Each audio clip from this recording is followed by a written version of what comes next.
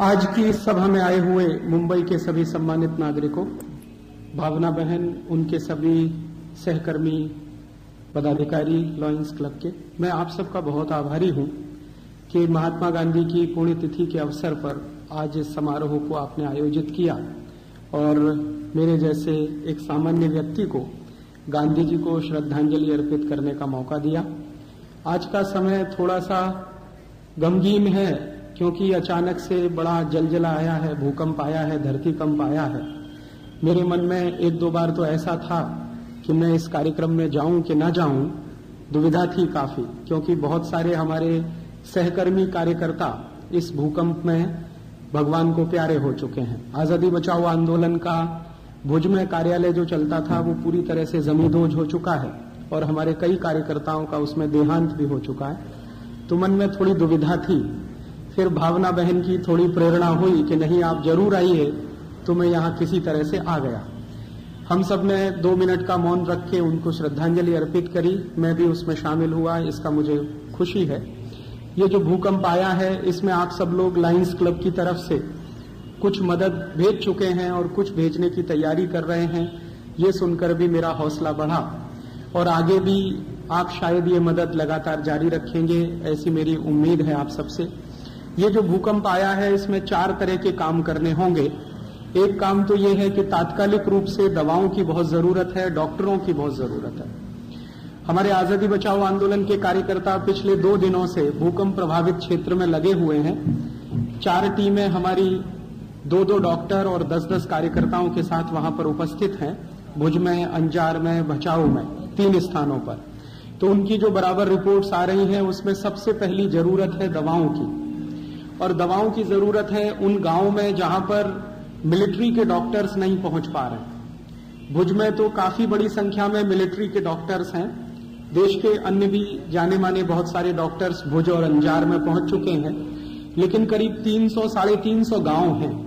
राजकोट से भुज अगर जाएं, आप में से बहुत सारे लोग गए होंगे शायद बाई रोड, तो उस पूरे रास्ते पर 200 किलोमीटर का फासला है राजकोट से भुज के बीच का। लगभग उस रास्ते में करीब 350 गांव हैं। उन 350 गांवों को मदद की सबसे ज्यादा जरूरत है। इस समय जो ज्यादा मदद पहुंच रही है वो भुज में पहुंच रही है, क्योंकि टेलीविजन पे उसका एडवर्टाइजमेंट काफी हो रहा है न्यूज के माध्यम से। तो जो भी लोग पहुंच रहे हैं भुज में पहुंच रहे हैं। मेरा आप सब लॉयंस के साथियों से निवेदन है कि अगली मदद जब आप भेजें तो उसको भुज में ना भेजें, अंजार में ना भेजें, भचाऊ में ना भेजें, क्योंकि ये तीनों स्थानों पर जितनी जरूरत है उससे ज्यादा पहुंच चुका है। अभी वहां लेने वाले लोग नहीं है, क्योंकि काफी बड़ी मात्रा में माइग्रेशन हो रहा है, पलायन हो रहा है। भूकंप के झटके लगातार आ रहे हैं तो लोग अपना घर छोड़कर, गांव छोड़कर जा रहे हैं।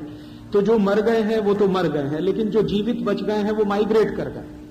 भुज में से काफी लोग माइग्रेट कर गए हैं, अंजार में से कर गए हैं, बचाऊ में से कर गए हैं।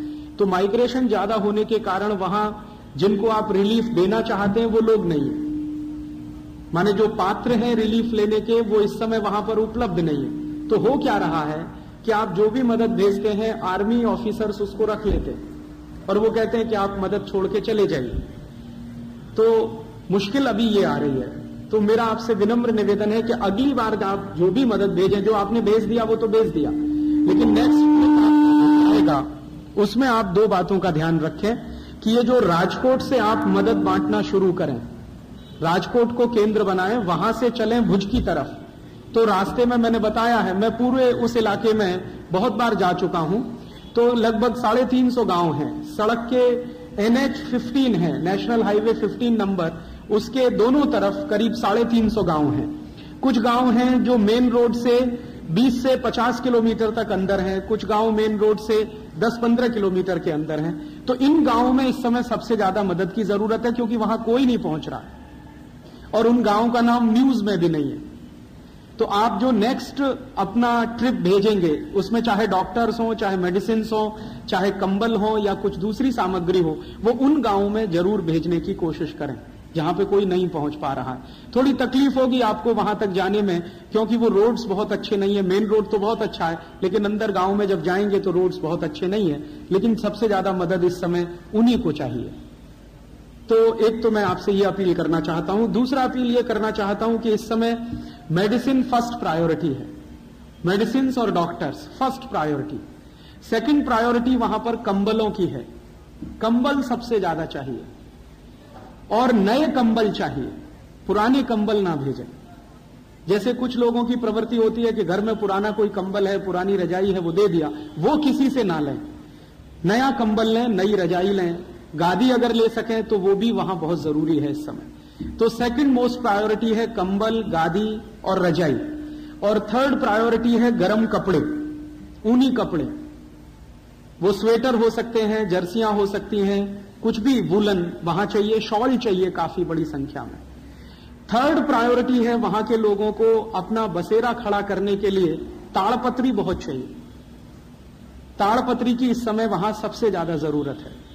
तो ताड़पत्री हो, उनको टिकाए रखने के लिए कुछ बंबू चाहिए, कुछ बांस चाहिए, उसके टुकड़े चाहिए। तो ये थर्ड प्रायोरिटी। और लास्ट प्रायोरिटी जो मैं मानता हूं वो ये कि ये आप जानते हैं कि हमारे देश के सभी वैज्ञानिक ये कह रहे हैं कि ये कच्छ का जो इलाका है वो हाईली सीस्मिक जोन है। भारत सरकार ने इसको जोन 5 डिक्लेयर किया। जोन 5 माने सबसे ज्यादा सेंसिटिव, जहां पर सबसे जल्दी भूकंप आ सकता है।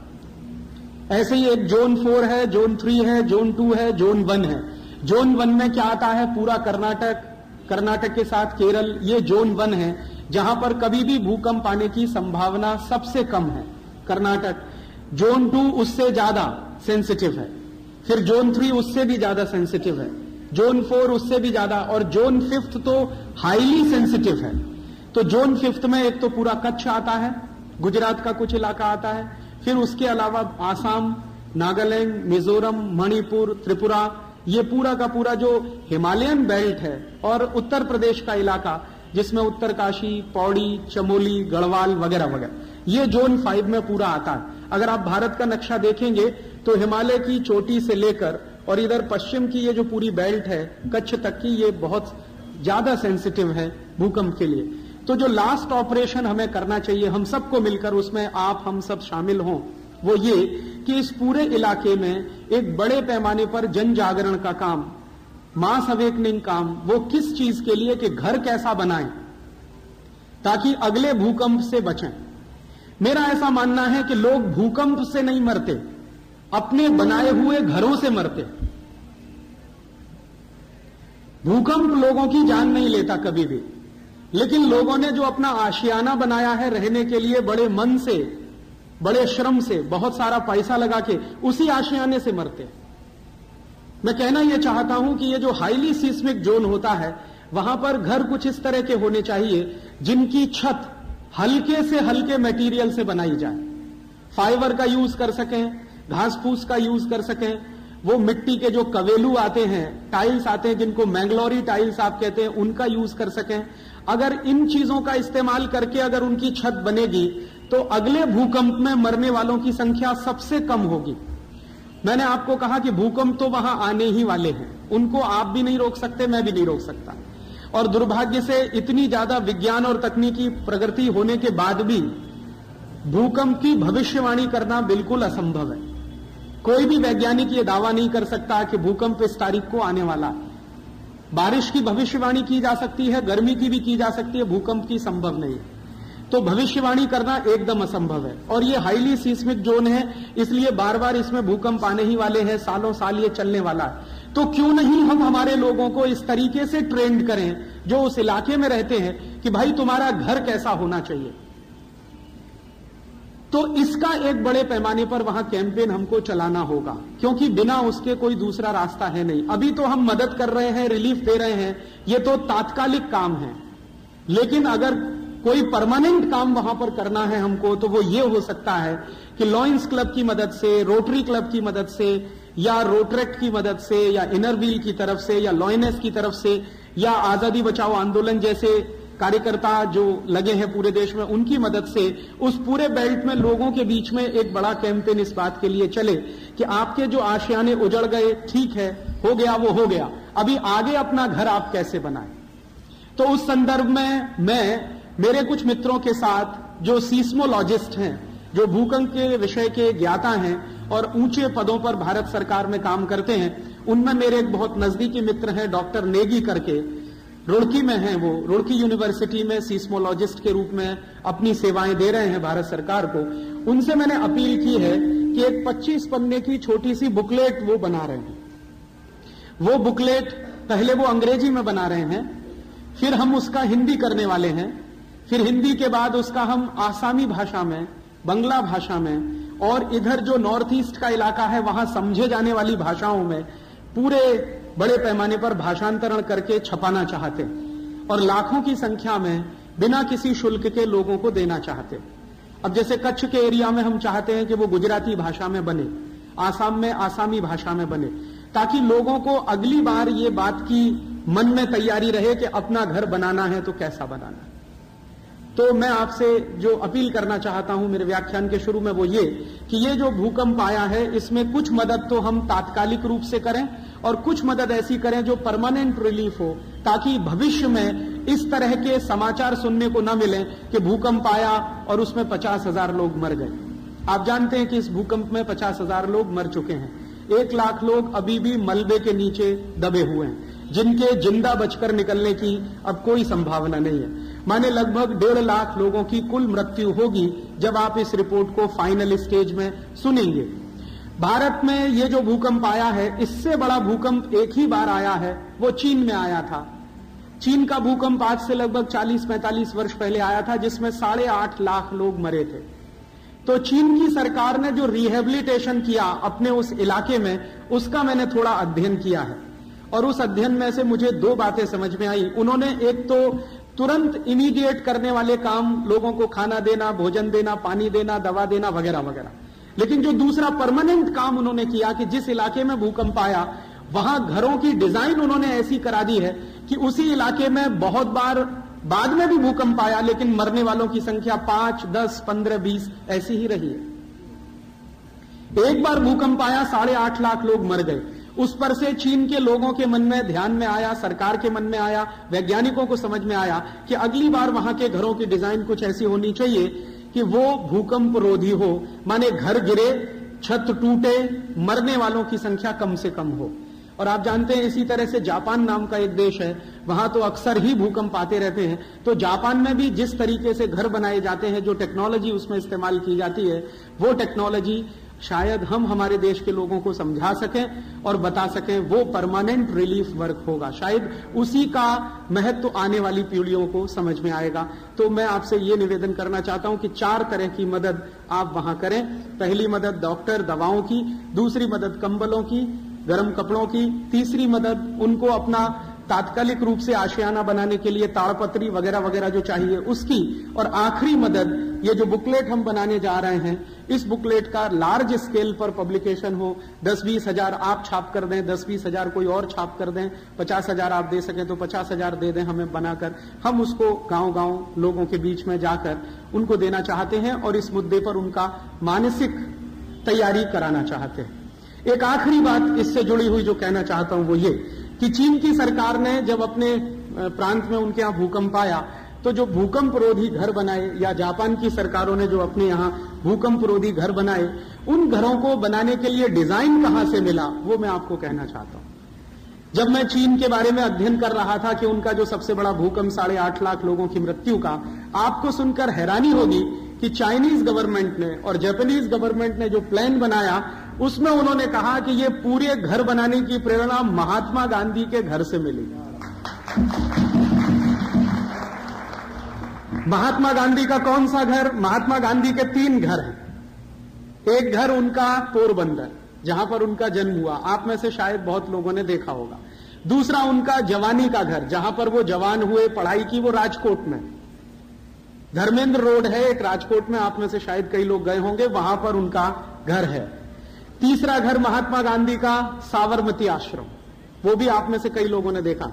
एक आखिरी घर और है महात्मा गांधी का, वो सेवाग्राम आश्रम नागपुर के पास। मैं भी सौभाग्य से वहीं रहता हूं इस समय। महात्मा गांधी के घर के नजदीक ही मेरी कुटिया है सेवाग्राम आश्रम में। सेवाग्राम आश्रम का घर जो महात्मा गांधी का बना हुआ है, उसे देखने के लिए मैं आप सबको निमंत्रण दे रहा हूं, स्टैंडिंग ऑफर, आप कभी भी वहां आइए। लगे तो कभी आपके लॉयंस क्लब की कोई कॉन्फ्रेंस वहां आयोजित करिए। मैं आपको वो घर दिखाना चाहता हूं। दुनिया के पता नहीं हजारों आर्किटेक्ट आए हैं वो घर देखने के लिए, और सबने उसको एक ही सर्टिफिकेट दिया है कि भूकंप से बचने के लिए इससे अच्छा डिजाइन नहीं हो सकता पूरी दुनिया। अच्छा, और एक मजे की बात मैं आपको यह बताना चाहता हूं कि वो घर जो गांधी जी ने डिजाइन किया वो खुद किया, किसी आर्किटेक्ट ने डिजाइन नहीं किया, महात्मा गांधी ने डिजाइन किया। और महात्मा गांधी ने उस घर का डिजाइन करते समय जो मन में कल्पना की थी उसका उन्होंने वर्णन अपनी एक पुस्तक में किया है। उसकी 2 लाइन मैं आपको सुनाना चाहता हूं। गांधी जी ने अपनी पुस्तक में लिखा है कि मैंने जब ये घर बनाने का फैसला किया तो उसमें 3 शर्त मैंने लगाई अपने ऊपर। पहली शर्त यह कि मेरा घर 500 रुपए में बनना चाहिए, 1 रुपया उससे ज्यादा नहीं लगना चाहिए। 501 रुपए लगा तो मैं कान खींचूंगा कार्यकर्ताओं के, 499 लगा तो मुझे खुशी होगी। पहली शर्त यह कि घर बनाने में कुल खर्चा 500 रुपए होना चाहिए। और यह बात कब की है? 1936 की। 1936 में गांधी जी का वो घर बनकर तैयार हुआ। तो पहली शर्त यह कि वो घर पूरा 500 रुपए में बनना चाहिए। दूसरी शर्त उस घर की ये कि उस घर को बनाने के लिए जितना भी रॉ मटेरियल चाहिए वो जहां घर बनता है उसके 20 किलोमीटर के दायरे में से ही आना चाहिए।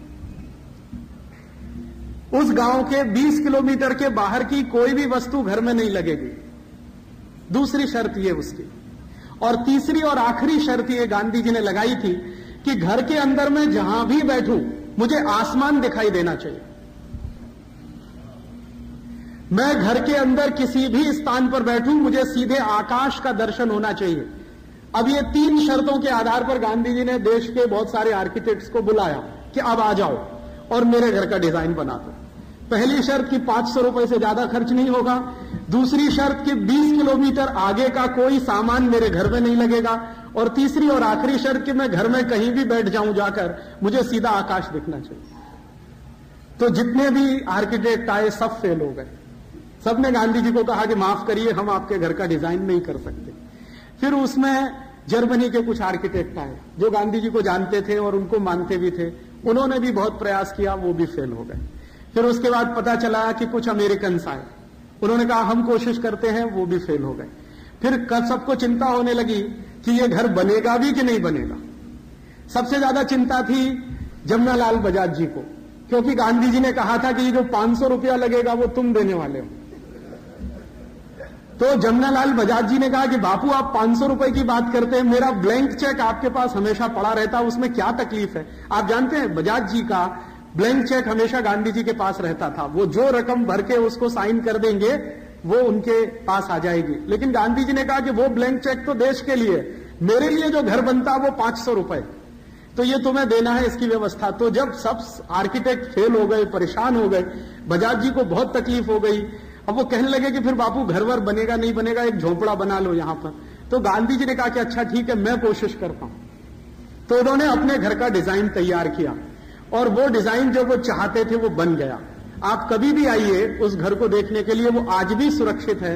उस घर में जितना भी रॉ मटेरियल लगाया गया है वो सब सेवाग्राम से 20 किलोमीटर दूर के गांव से लाया गया।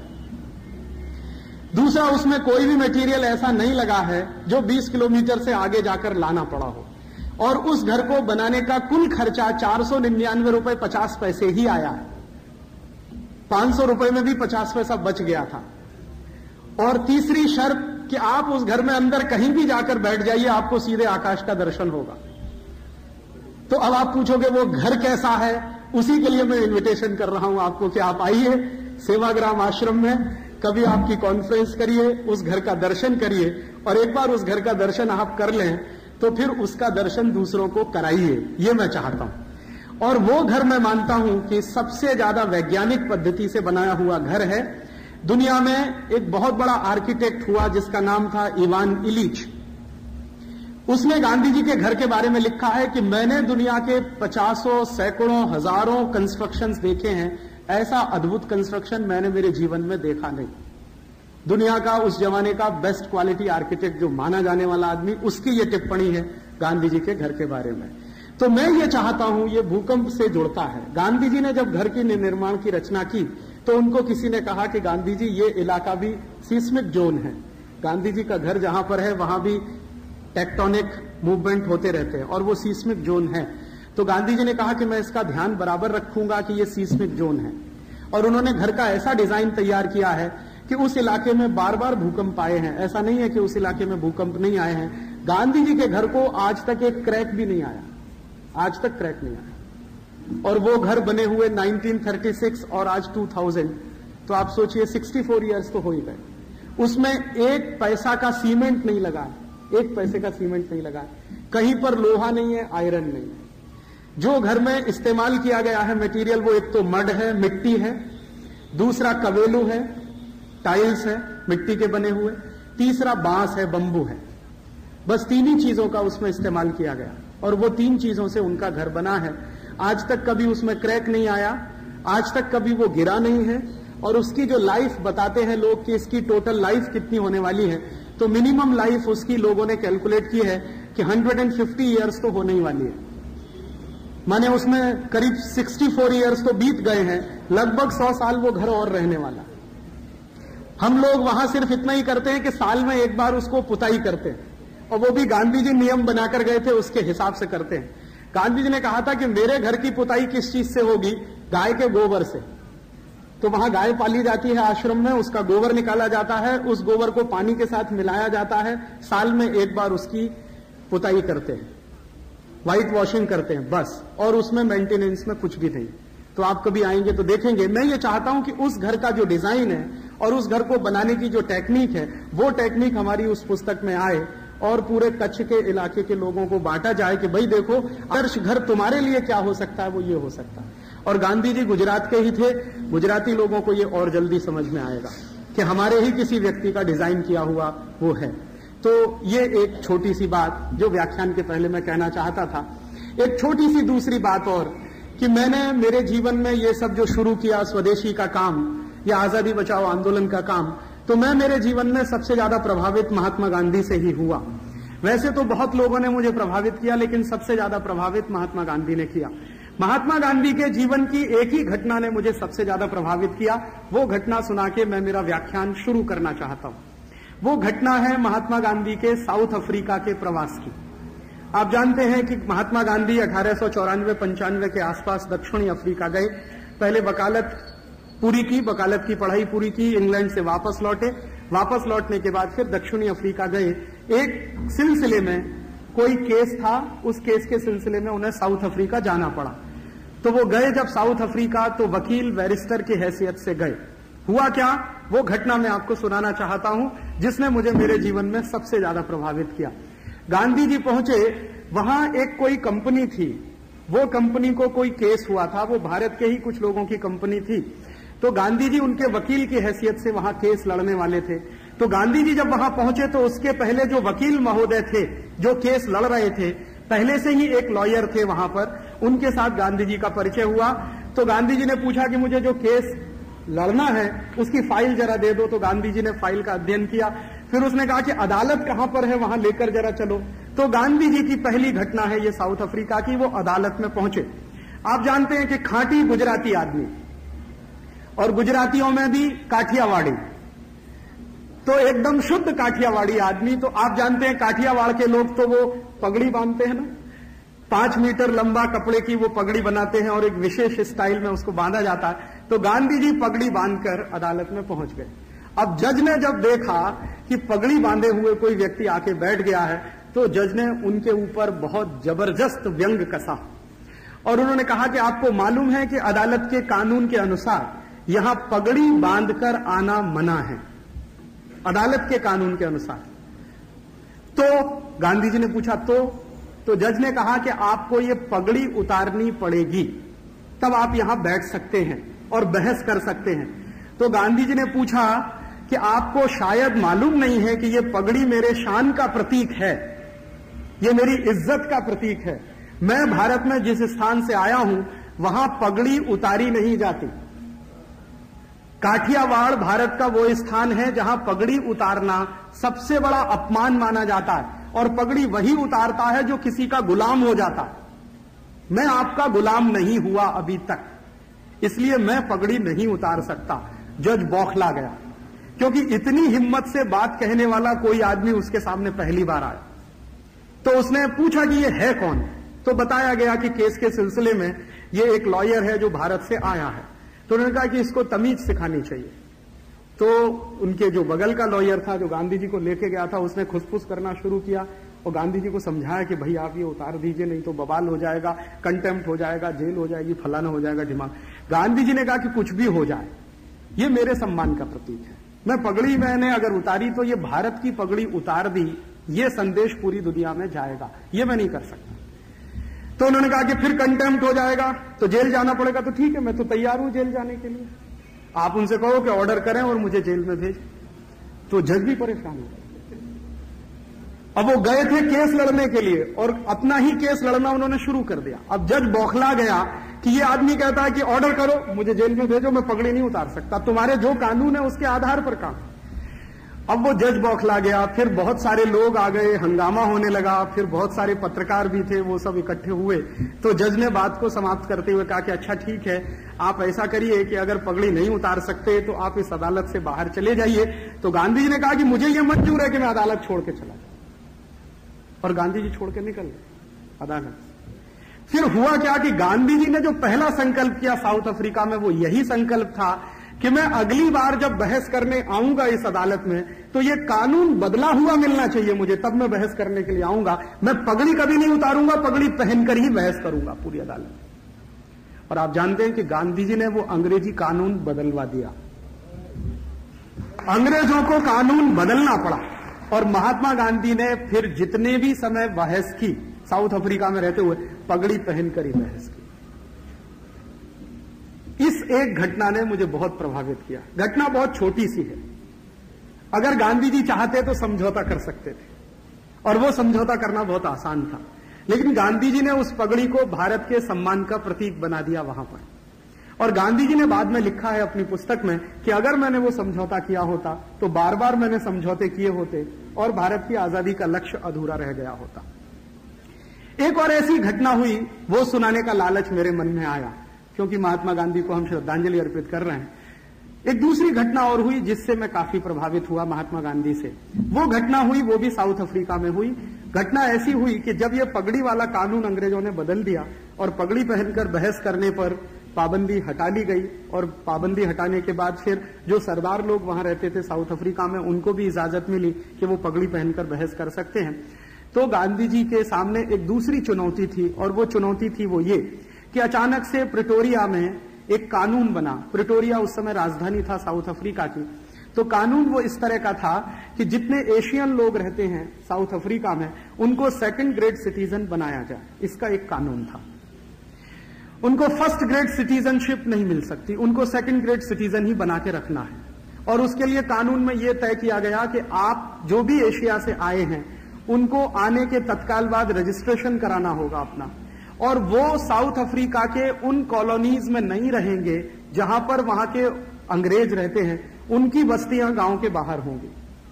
जैसे हमारे देश में होता है ना, अभी भी गांव में आप जाइए तो फ्यूडलिज्म जहां पर है, वहां पर जो SC STs होते हैं, हरिजन होते हैं, उनके घर गांव के बाहर होते हैं। वैसा ही कुछ कानून वहां बनाने की बात चली कि जो एशियन सिटीजन्स हैं, जो एशिया से आने वाले लोग हैं, उनको साउथ अफ्रीका के लोगों के साथ नहीं रहना है, उनकी बस्तियां गांव के बाहर होंगी और उनको सेकंड ग्रेड सिटीजन बन के ही रहना है। और आने पर उन्हें रजिस्ट्रेशन कराना पड़ेगा। उनके घर में कोई बच्चा पैदा होता है तो उसके बारे में सूचना सरकार को देनी पड़ेगी, शादी करनी है तो उसके बारे में सूचना सरकार को देनी पड़ेगी, वगैरह वगैरह इस तरह के। और जो वहां के उद्योग धंधे हैं उनमें उनकी इक्विटी पार्टिसिपेशन नहीं हो सकेगा। माने हमेशा आप वहां नौकर बनकर रहेंगे, आप किसी इंडस्ट्री को ओन नहीं कर पाएंगे, कोई बिजनेस आप नहीं चला पाएंगे। ऐसा एक कानून बनाने की तैयारी अफ्रीका में अंग्रेजों की सरकार ने की। महात्मा गांधी ने उसको चुनौती के रूप में लिया और उन्होंने कहा कि यह कानून मैं बनने नहीं दूंगा, किसी भी कीमत पे बनने नहीं दूंगा। अब जब वो कानून नहीं बनने दूंगा ये संकल्प कर लिया, तो महात्मा गांधी ने एक अभियान शुरू किया। अभियान क्या शुरू किया? गांव गांव जाना, जो एशिया के रहने वाले लोग हैं उनको मोबिलाइज करना, ब्रिटेन की सरकार के खिलाफ उनको खड़ा करना और इस कानून को रुकवाना। तो वहां पर जो मुसलमान समुदाय के लोग थे उनमें जाकर उन्होंने कहना शुरू किया, हिंदू समाज के लोग थे उनको समझाना शुरू किया। गांधी जी के समझाने का नतीजा ये निकला कि 2-3 महीनों के अंदर एक बहुत बड़ा पब्लिक ओपिनियन उस कानून के विरुद्ध बन गया। गांधी जी ने फिर एक रैली आयोजित की और उस रैली में करीब 10,000 लोग आए, स्त्री पुरुष बच्चे, उसमें हिंदू भी मुसलमान भी, पारसी लोग भी कुछ वहां पर थे, वो भी सब इकट्ठे हुए और उन सबके सामने गांधी जी ने कहा कि हम सबको संकल्प करना है कि ये कानून हम नहीं बनने देंगे, भले ही हमें इसके लिए जेल में जाना पड़े, भले ही इसके लिए मार खानी पड़े, भले ही इसके लिए मर जाना पड़े, ये अपमानजनक कानून तो हम नहीं बनने देंगे। उस सभा में प्रस्ताव पारित हुआ, सभा ने महात्मा गांधी को अपना नेता मान लिया और महात्मा गांधी को अधिकृत किया गया कि वो ब्रिटेन की सरकार से इस पर बात करें। तो ब्रिटेन की सरकार से बात करने के लिए बाद में महात्मा गांधी साउथ अफ्रीका छोड़कर लंदन आए। लंदन में करीब 20-21 दिन रहे और वहां भी उन्होंने एक ही काम किया कि लंदन में रहने वाले जो भारतीय लोग थे उनको मोबिलाइज किया और उनका मोबिलाइजेशन जब बहुत बड़े पैमाने पर हुआ तो महात्मा गांधी ने एक ड्राफ्ट बनाया और वो ड्राफ्ट ब्रिटेन के राजा को सामने उन्होंने पेश कराया, जिसमें उन्होंने कहा कि ये कानून एकदम गलत है, अन्यायपूर्ण है, जन भावना के विरुद्ध है, मानवीयता के खिलाफ है, ये कानून नहीं बनना चाहिए। ब्रिटेन के राजा ने पहले तो गांधी जी की उपेक्षा की, बाद में ब्रिटेन के राजा को किसी ने कहा कि ये आदमी बहुत टेढ़ा है, अगर आपने इसकी बात को नहीं माना तो ये यहीं सत्याग्रह करने बैठ जाएगा लंदन, और इसको मरने से बिल्कुल डर नहीं लगता, अगर आपकी पुलिस आएगी गोली चलाएगी तो उसको मरने में तो 1 मिनट का संकोच नहीं है, इसलिए आप जरा इससे संभल के रहना और इसकी कोई भी बात को अचानक से ना नहीं कह देना। तो ब्रिटेन के राजा तक ये सूचना पहुंच गई। तो ब्रिटेन के राजा ने कहा कि मैं ठीक है, इस कानून का अध्ययन करने के लिए एक कमीशन बनाता हूं, वो कमीशन परिस्थिति का अध्ययन करके मुझे रिपोर्ट देगा। तब तक महात्मा गांधी नहीं बने थे, वो मोहनदास करमचंद गांधी थे। तब तक मेरा निवेदन है कि मोहनदास करमचंद गांधी कोई अगला कदम ना उठाए। तो उन्होंने कमीशन बनाया, कमीशन की रिपोर्ट आई, कमीशन की रिपोर्ट लिखने वाले लोगों ने कानून का समर्थन किया क्योंकि उसमें सब गोरे अंग्रेज ही बैठे हुए थे कमीशन में। तो फिर सरकार ने ये बहाना करना शुरू कर दिया कि अभी तो ये कानून हमें बनाना ही पड़ेगा क्योंकि कमीशन भी कहता।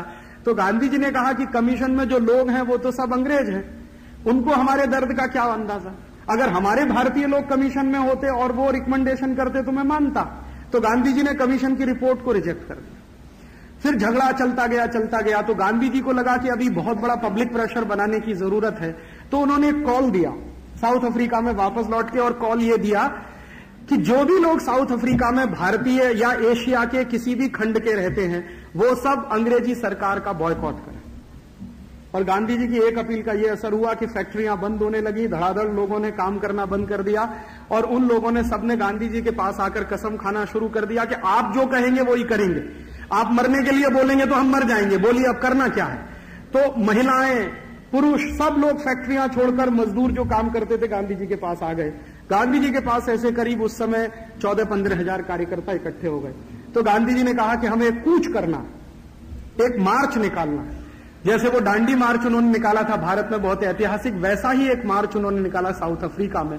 अब मैं घटना पे आ रहा हूं जिसने मुझे बहुत प्रभावित किया। वो मार्च गांधी जी ने जब शुरू किया तो उसमें करीब 4000 महिलाएं और करीब 1200-1300 बच्चे उनके छोटे छोटे और करीब 6000 पुरुष, इतने सब लोग पैदल निकले। तो कई लोगों ने गांधी जी से कहा कि ये बच्चे बहुत छोटे हैं, अभी क्या करने का इनका। तो उन्होंने कहा जिनके बच्चे छोटे हैं वो जुलूस से बाहर निकल जाए। तो बहुत सारे लोगों के मन में आया कि अभी गांधी जी हमको बाहर निकालते हैं। तो उन्होंने कहा कि जुलूस में रहते हुए आपके बच्चे मर जाएं तो मान लेना कि देश की आजादी के लिए आपने उनको दान दे दिया। मेरा आपसे निवेदन है कि जिसका भी दिल कमजोर है वो निकल जाए इसमें से, मुझे कमजोर लोगों की भीड़ नहीं चाहिए, ये उन्होंने स्पष्ट कहा। तो लोगों में हौसला आया और हौसला आया तो वो सब चले।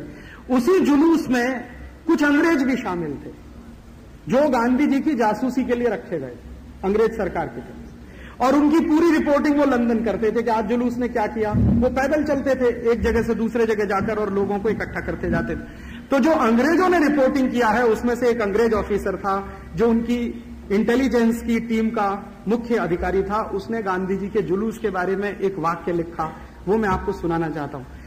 उन्होंने कहा कि मैंने मेरे जीवन में जितनी भी सेवा की है ब्रिटिश गवर्नमेंट की, उसमें ये पहला जुलूस मैं देख रहा हूं जिसमें स्त्री पुरुष बच्चे सब एक साथ हैं, हिंदू भी हैं मुसलमान भी, दोनों एक साथ हैं और दोनों एकदम भाई भाई की तरह से आगे बढ़ रहे हैं, किसी में किसी के प्रति वैमनस्यता नहीं है।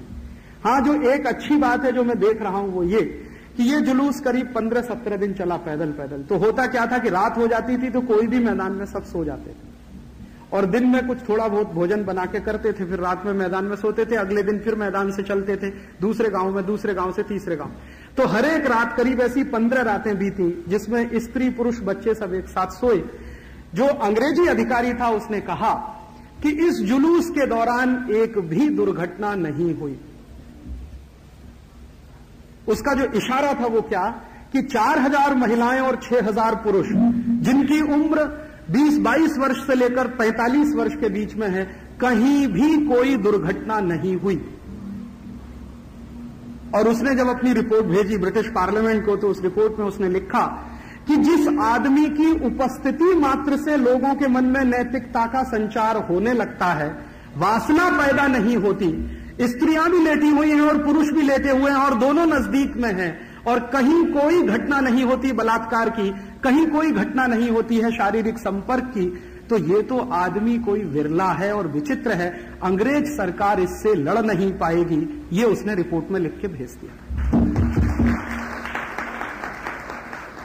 तो मुझे उस रिपोर्ट का एक वाक्य हमेशा मेरे मन में रहता है कि जिस आदमी की उपस्थिति मात्र से नैतिकता का इतना उच्च स्तर लोगों में आ जाता हो कि 4000 स्त्रियां और 6000 पुरुष बिना किसी दुर्घटना के एक गांव से दूसरा, दूसरे से तीसरा और 15-17 दिन लगातार चल के चले जाते हों और अंग्रेज सरकार को सरेंडर करने के लिए मजबूर करते हों, वो आदमी तो कोई बिरला ही हो सकता है। तो बाद में जब उनको महात्मा कहा, सबसे पहली बार उनको महात्मा कहा सुभाष चंद्र बोस ने। तो सुभाष चंद्र बोस से जब पूछा गया कि आपने इनको महात्मा क्यों कहा, मोहनदास करमचंद गांधी से एक दिन सुभाष चंद्र बोस ने उनको महात्मा गांधी बना दिया। और आप जानते हैं कि सुभाष चंद्र बोस के महात्मा गांधी से वैचारिक मतभेद थे। सुभाष चंद्र बोस चाहते थे कि आजादी इस रास्ते से आए, महात्मा गांधी चाहते थे आजादी इस रास्ते से आए। सुभाष चंद्र बोस का रास्ता यह था कि भयंकर हिंसा करनी हो तो हिंसा करें, अंग्रेजों के साथ छल कपट करना हो तो छल कपट करें, हथियार चलाने हो तो हथियार चलाएं, कहीं विदेशों से मदद लानी हो भारत की आजादी के लिए तो वो भी लेके आए।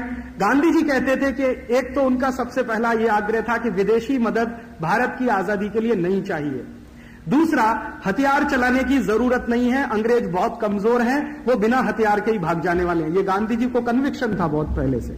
उनका कहना था कि इन कमजोर लोगों को क्यों मारना हथियार से, ये तो हथियार उसके खिलाफ चलाना चाहिए जो अपने से ज्यादा ताकतवर हो, इन अंग्रेजों में कुछ भी ताकत नहीं है। और तीसरा उनका सिद्धांत यह था कि भारत में जो भी आजादी आएगी वो सिर्फ आजादी तक सीमित नहीं रही होगी, पूरा मॉडल बदलना पड़ेगा, जो ब्रिटेन का ढांचा है उसको हटा के भारतीय ढांचा लाना पड़ेगा। तो इन मुद्दों पर महात्मा गांधी और सुभाष चंद्र बोस में काफी कुछ मतभेद थे, लेकिन उन मतभेदों के बावजूद पहले नेता थे सुभाष चंद्र बोस जिन्होंने मोहनदास करमचंद गांधी को महात्मा बनाया।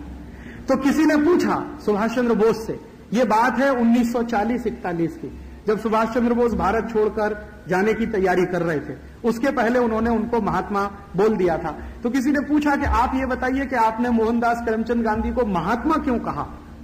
उनके बहुत सारे कार्यकर्ता उनसे नाराज थे सुभाष चंद्र बोस से। तो सुभाष चंद्र बोस ने कहा कि आपकी नाराजगी मैं समझ सकता हूं, महात्मा गांधी हमारे विचार से कुछ अलग विचार वाले हैं, हमारे उनके विचारों में काफी भिन्नता है, हमारी उनकी मत भिन्नता है लेकिन मन भिन्नता नहीं।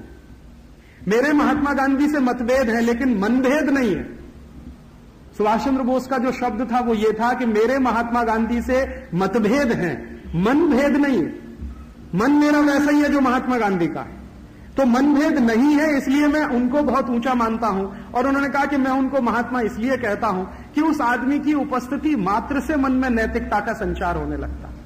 मैं जब जब महात्मा गांधी के पास जाता हूं, मेरे मन में दया, प्रेम, करुणा, अहिंसा, ये सारे मूल्य पनपने लगते हैं। पता नहीं उस व्यक्ति में कैसा चुंबकीय आकर्षण है, ये सुभाष चंद्र बोस के शब्द मैं आपको कोट कर रहा हूं। पता नहीं उस व्यक्ति में कैसा चुंबकीय आकर्षण है जो उसके सामने जाकर बैठे भयंकर हिंसा भाव से भरा हुआ वो भी अहिंसक हो जाता है। कितना ही डेस्पोटिक हो, क्रूर हो, वो दया और करुणा का प्रतीक बन जाता है। उस व्यक्ति में ऐसा तो कुछ अद्भुत है। और दक्षिणी अफ्रीका की वो घटना जो मैंने आपको कही, वो अपने कार्यकर्ताओं को सुनाते हुए सुभाष चंद्र बोस ने कहा कि ये आदमी की तेजस्विता आज से नहीं, उम्र के उस साल से है जब वो खुद जवान हुआ करता।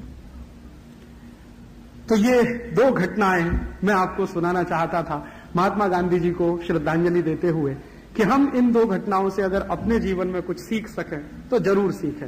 ये जो महान लोग होते हैं ना, ये आते हैं चले जाते हैं। कभी ऐसा कहा जाता है कि ईश्वर हमारे ऊपर कभी दयालु हो जाता है तो ऐसे कुछ लोगों को भेज देता है प्रतिनिधि के रूप में। तो महात्मा गांधी को भेज दिया, महात्मा गांधी जैसे और भी लोग आए जिनको भेजा। मेरा ऐसा मानना है, इसमें अतिशयोक्ति भी लग सकती है और उसके लिए आप मुझे माफ कर देंगे पहले ही। मेरा ऐसा मानना है कि दुनिया के पिछले 500 साल के इतिहास में महात्मा गांधी जैसा व्यक्ति पैदा नहीं हुआ। पिछले 500 साल के इतिहास में मैंने दुनिया के बहुत महान लोगों की जीवनियां पढ़ी हैं, उसमें रूसो भी शामिल है। उसमें तो ये रूस के जो बड़े नेता माने जाते हैं, लियोनिद ब्रेजनेव से पीछे की पीढ़ी के जितने, जिनको लेनिन वगैरह वगैरह बड़ा माना जाता, उनको भी, जर्मनी के बड़े नेताओं को, उनको भी मैंने पढ़ा है, बिस्मार्क को भी मैंने पढ़ा है। मैंने ये जो बड़ा फ्रांसीसी क्रांतिकारी था उसकी भी जीवनी पढ़ी है। अमेरिका के जितने महान हैं उनकी भी जीवनी पढ़ी है। मुझे ऐसा लगता है कि पिछले 500 साल के इतिहास में दुनिया की धरती पर गांधी जैसा व्यक्ति पैदा नहीं हुआ। उनकी 3 बड़ी क्षमताएं। पहली क्षमता तो जो मैंने कही नैतिकता वाली, दूसरी क्षमता हर गलत बात का पूरी ताकत से विरोध करने की, गलत को स्वीकार नहीं करने की, चाहे उसके लिए जान दे देनी पड़े, और तीसरी और अद्भुत बात कि किसी को प्रेम की शक्ति से जीत लेने की। वो कहते थे हथियार की शक्ति से किसी को जीतना क्या है, प्रेम की शक्ति से जीत के दिखाओ लोगों को। और वो उस मान्यता के पुजारी थे, भारत की उस मान्यता के जो हजारों साल से आई है कि किसी को हथियार की शक्ति से गुलाम बनाने से अच्छा है कि प्रेम की शक्ति से उसको गुलाम बनाओ। तो ये 3 अद्भुत बातें उस व्यक्ति में थी और एक साथ पूरे व्यक्तित्व में ये सब आया उनके अंदर।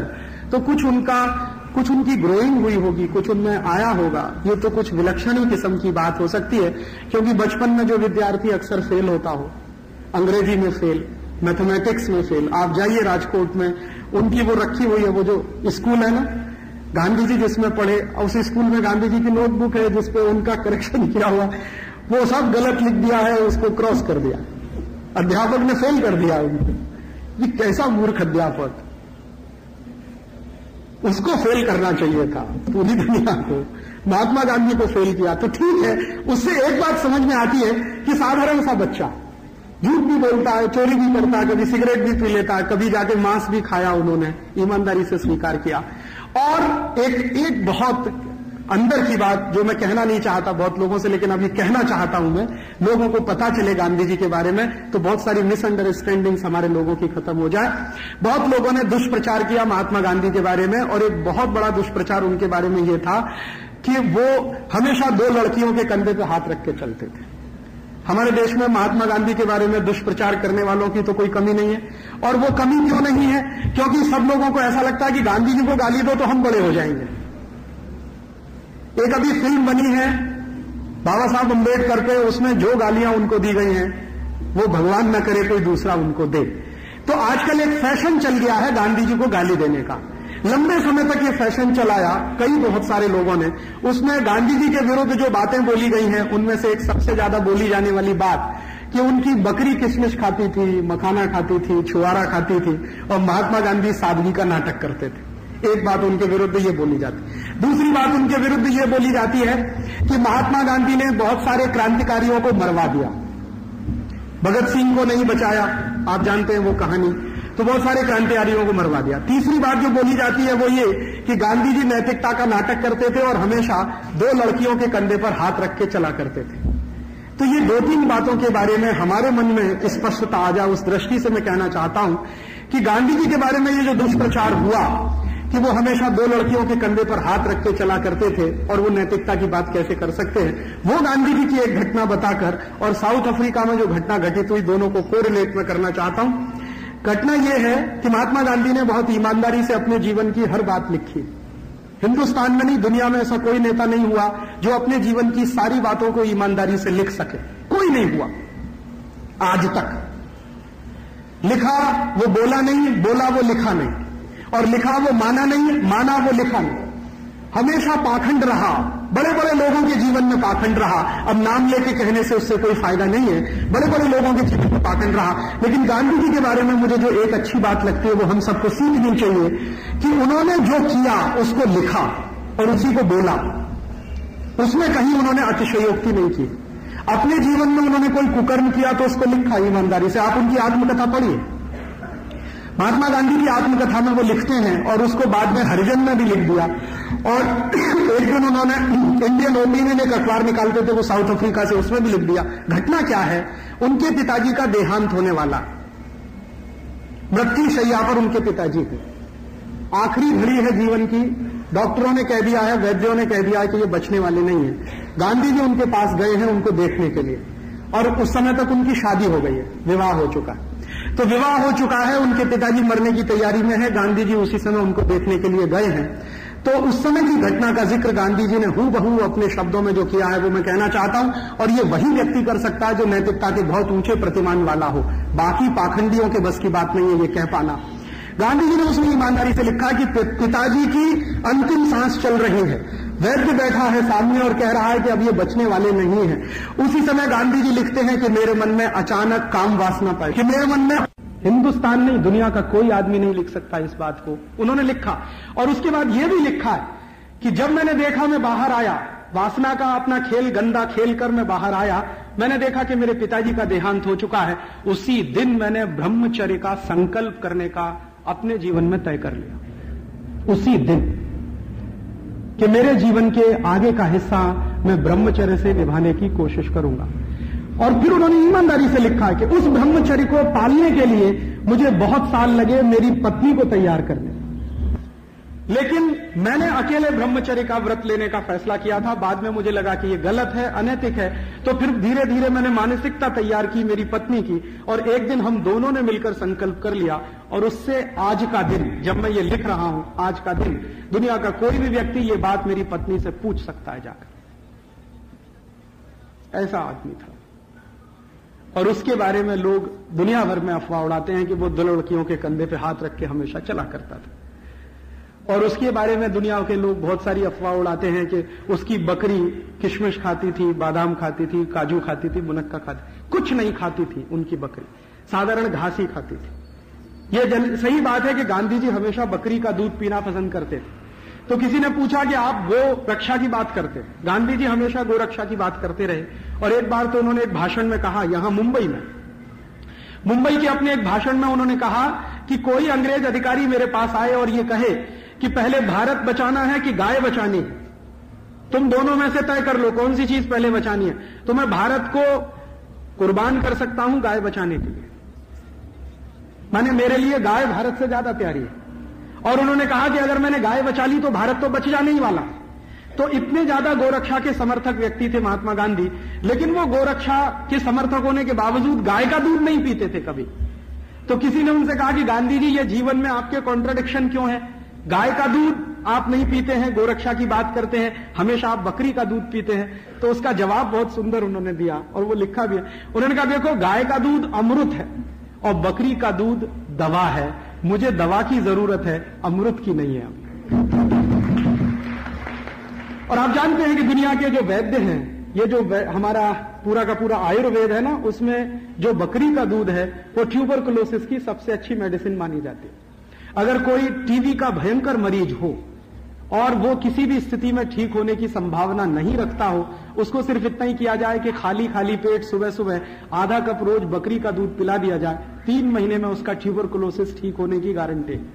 इतना अच्छी गुणवत्ता वाला है बकरी का दूध। तो गांधी जी ने कहा कि मुझे कमजोरी रहती है हमेशा शरीर में। आप जानते हैं कि उनका शरीर कैसा था, कृष्ण का एकदम शरीर था।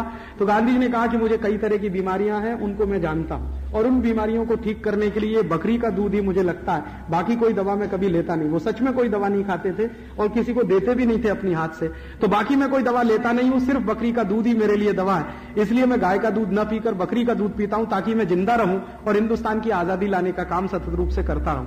गाय का दूध को मैं अमृत मानता हूं, और अमृत तब दिया जाता है जब कोई अमर होने की आकांक्षा लेकर आता। मैं अमर होने की आकांक्षा लेकर नहीं आया, मैं तो साधारण सा एक काम करने आया, भारत की आजादी लाने का।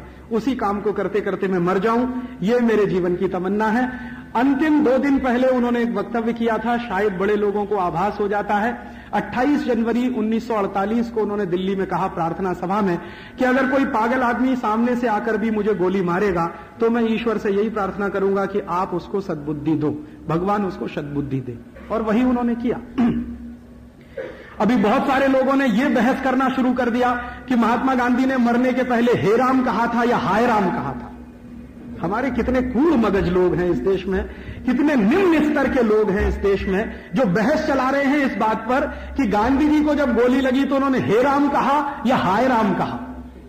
इसी में लगे हुए हैं बहस करने में।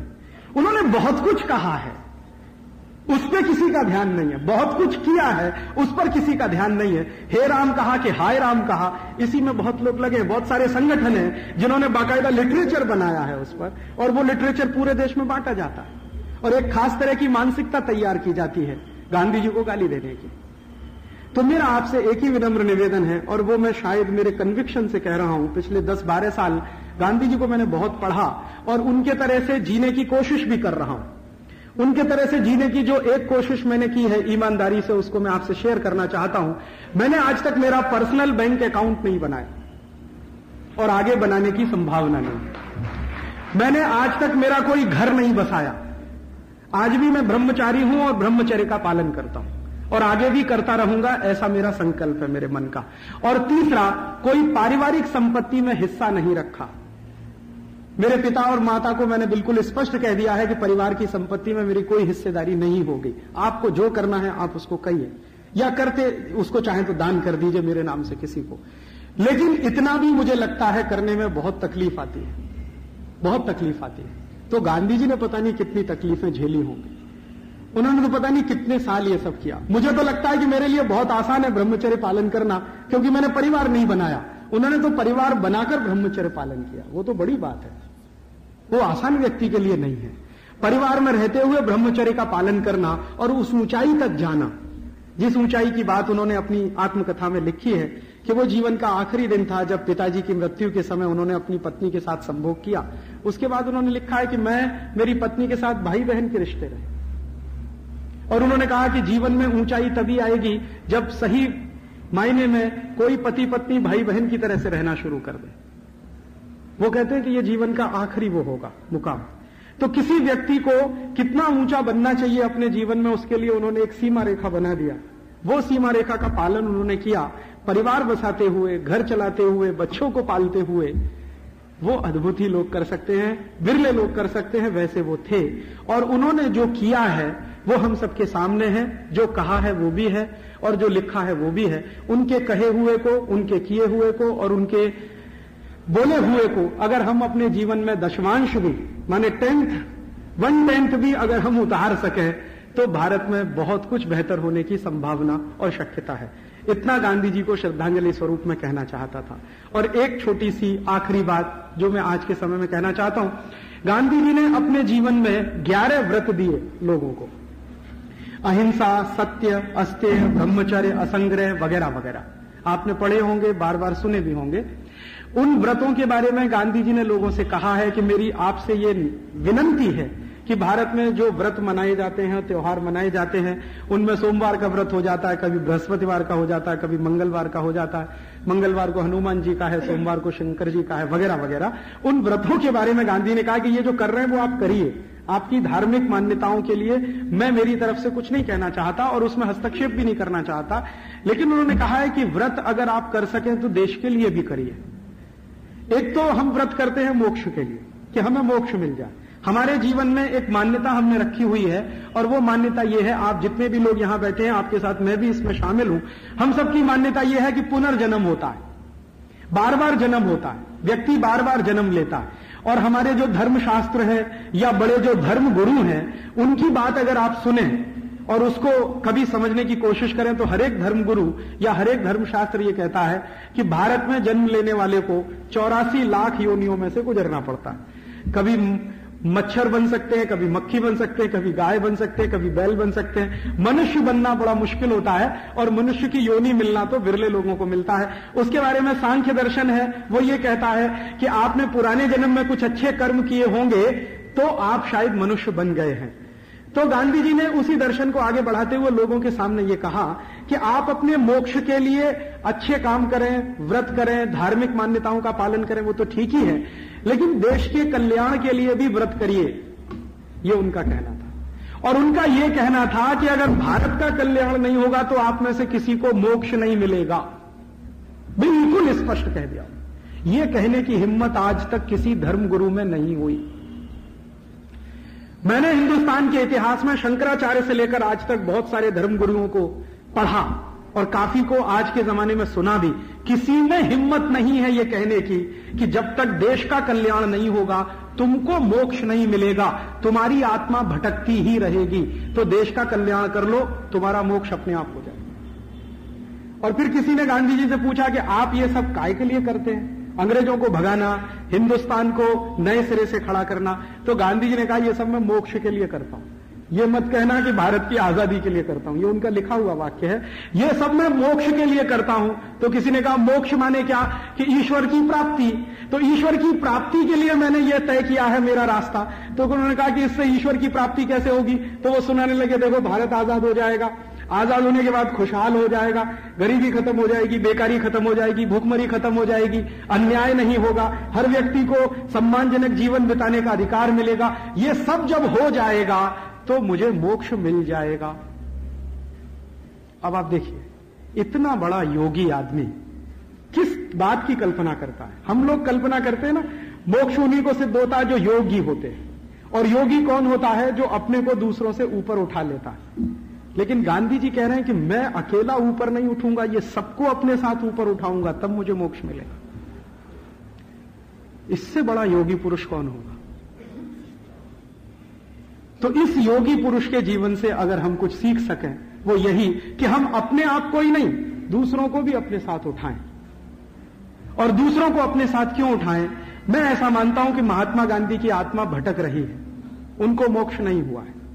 अगर वो जीवित रहते तो शायद वो काम करते जो उन्होंने अपने लिए तय किया हुआ था।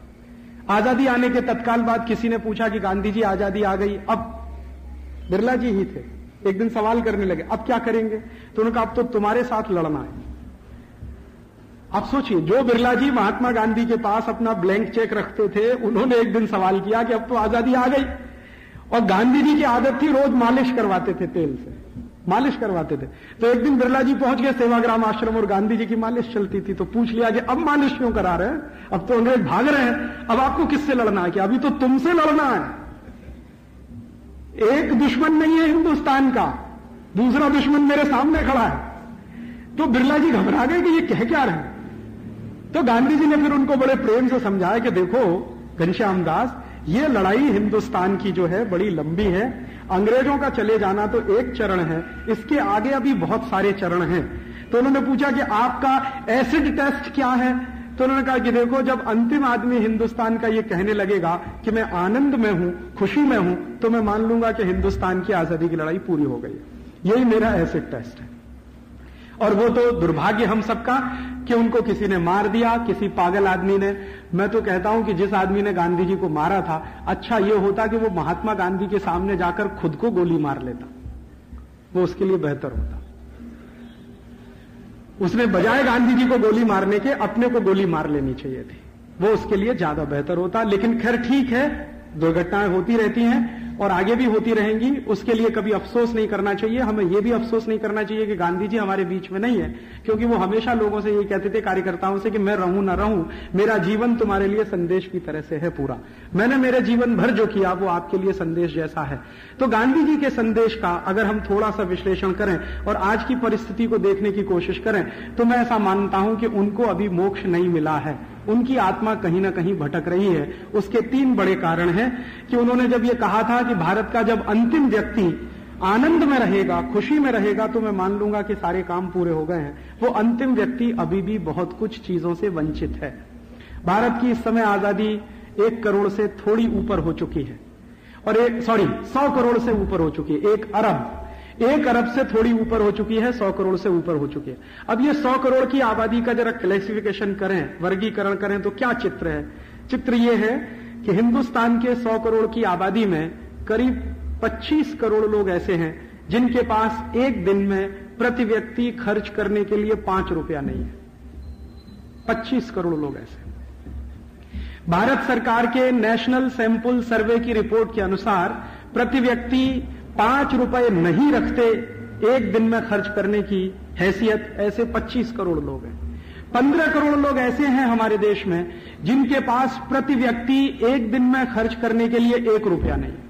15 करोड़ लोग ऐसे और करीब करीब 10 करोड़ लोग ऐसे हैं इस समय भारत देश में जिनके पास प्रति व्यक्ति एक दिन में खर्च करने के लिए 50 पैसा नहीं। 25 करोड़ लोगों के पास प्रति व्यक्ति एक दिन में खर्च करने के लिए 5 रुपया नहीं है। 10 करोड़ लोगों के पास प्रति व्यक्ति एक दिन में खर्च करने के लिए 50 पैसा नहीं है और 15 करोड़ लोगों के पास प्रति व्यक्ति एक दिन में खर्च करने के लिए 1 रुपया नहीं।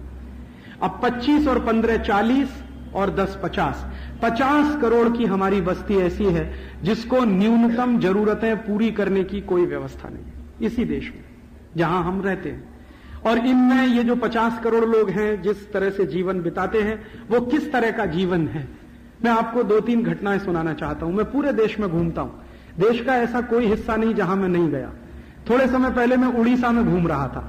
उड़ीसा में एक गांव है, उसका नाम है भवानीपट्टनम। वो गांव जो है डिस्ट्रिक्ट सेंटर है कालाहांडी जिले का। कालाहांडी नाम का जिला है, भवानीपट्टनम नाम का गांव है। वहां मैं एक बार गया। उस गांव को जाते समय सड़क के किनारे से जब मैं गाड़ी से जा रहा था तो मैंने 2-3 स्थानों पर बाजार देखा जहां पर बच्चे बिकने के लिए बैठे थे। बच्चों को बेचने के लिए बाजार लगते हैं वहां और बच्चों को बेचा जाता है उसी तरह से जैसे का बेचा जाता है, टमेटा बेचा जाता है, बैंगन बेचा जाता है। और जिन बच्चों को मैंने बिकते हुए देखा मेरी आंखों से, उनके गले में एक तख्ती लटकी हुई थी, उस पर रेट लिखा हुआ था। जैसे लड़का खरीदना है 10 साल से ऊपर का है तो उसका रेट है 50 रुपया और लड़की खरीदनी है 15 साल से ऊपर है तो उसका रेट है 35 रुपया। 35 रुपए में 15 साल से उम्र के ऊपर की लड़की आपको खरीदने में मिल जाएगी, 50 रुपए में 10 साल से ऊपर का लड़का मिल जाएगा।